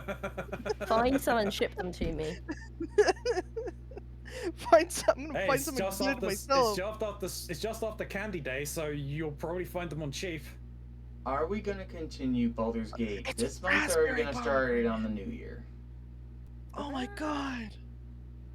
Right, let's have a look-see poo at the So we'll only have 2. 3 Thursdays. Exactly. Oh no, So because the three 27th we're doing Thursdays. 2. Yeah, it's not worth it. I think we're just going to the new year. That's what So I think Thursday. too, because we're being very short in this month, and then the big charity stuff we're doing in December, we're gonna have to wait until January to pick that back up, I think. I think so. Yeah. All right. So I guess that means what are Yeah, we that's doing fine. on Thursdays this month? That's fair. We're doing what? Sorry, I was What are we doing on distracted. what are we gonna do on a I have Thursdays? ideas for this month since we're gonna be shortened. Be fun with everybody.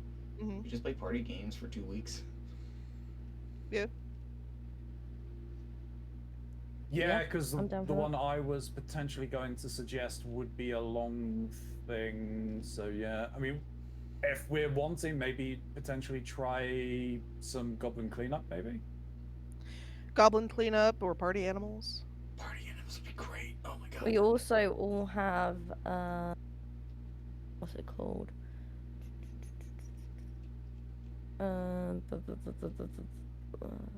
God, you talk about you said about that. What was it like? From space. We all have that as well. Space. Is that one thing Space. enough? What's the one with the Well, ship I- in space when you're moving things? I know what you're talking about. I played that Oh. with Lotus. Out of space? Out Out- space. out Yeah, of- we all out have of out space. space. I think did I get that for everyone? I think I got that for everyone. Maybe, I'm not sure. yeah. I think I might have picked it up. I'm not sure. We all got it on the 15th, so somebody bought it for everyone. I think It might have it's been me. Trinky got it for everyone. We also have Put what it is in the it, locker whilst it was on sale. There is that one. I'm definitely down for Out of Space and Goblin Cleanup if we want to do those for the next 2 weeks. There was also That's that, just that one of them. restaurant game. Suggestion. I can't remember the name of it. Overcooked. It's not Overcooked. Play it up. Played Up sounds correct. Yeah, play it up. There is was- good. Unrailed as well. Oh yeah, we haven't played Unrailed. I have an We idea. got too much shit we can We play. should We got- put. we got or so let's- much. Yeah, we do have the activity tracker. Yeah, let's, do actually have the activity tracker. let's put some lists out there, some suggestions to get people going because, I mean, this will be a good time to just get people to do stuff. Yep. Just for funnies. So there's something that I found in by browsing on Steam, which I think is absolutely hilarious. Well, it could be anything if it's you on Steam. It's called Yeah, You Want Those Games, right? So here you go. Oh. Now let's see you clear them. I got this. It is not as fun as you think.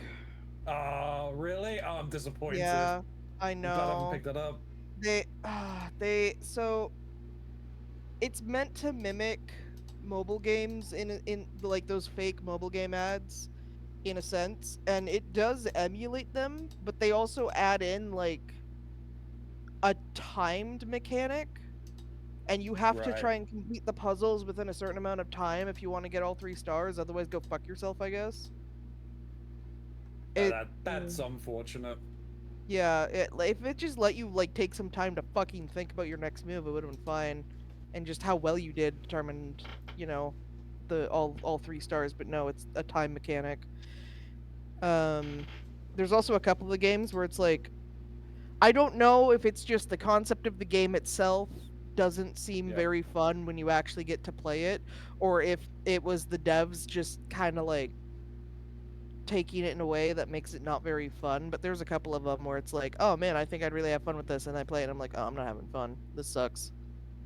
Yep. It's a shame Um, also because that's also one that I want to get all the achievements of so I can uninstall it and not think about it ever again. Yeah. If you think that there's Sonic have released a freemium. Yeah, we were talking about that party last game. night. Oh, is it a Rumble? Yep. Sonic Rumble, yeah. Yeah, where you can pay $70 for a skin. Fuck yourself.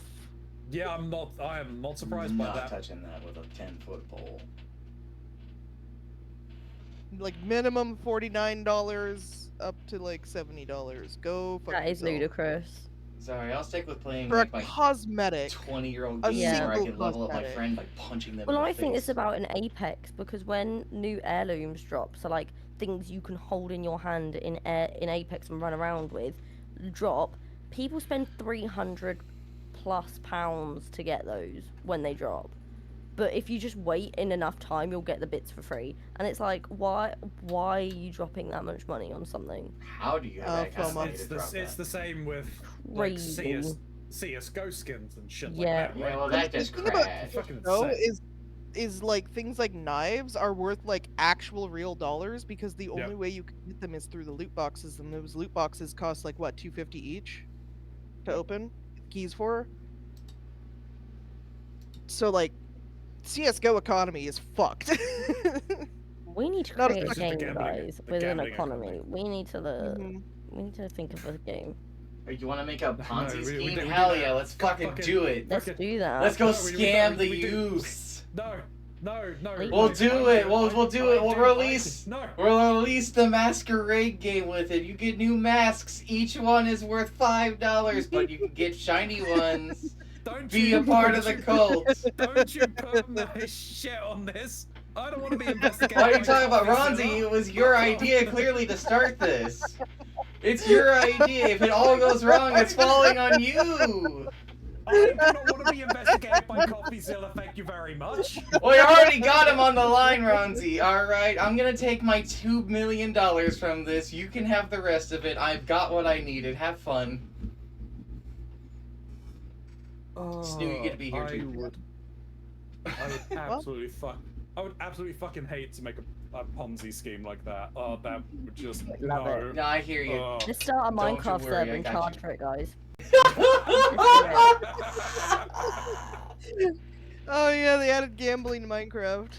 Yeah. Well, you know how you like on some servers you can like buy rank and then that gives you things or have like a hype Oh, I'm pixel talking kind of about, like, situation the- going on. Like shelf item, you can make slot machines now. That's actually crazy. We Like should one of those prison servers where you can buy kits, you know. Yeah, I think we got Guys, something. we should stop while we're already at this point. We're getting into dangerous territory, and that's saying something because we started today going into things that eventually led to, you know, a cursed manga. Mm-hmm. Yeah, well, I started my morning boy. by an 11-year-old sticking his middle finger up at me, so you know. I guess that's true.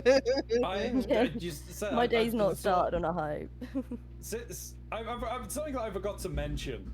That video was sponsored.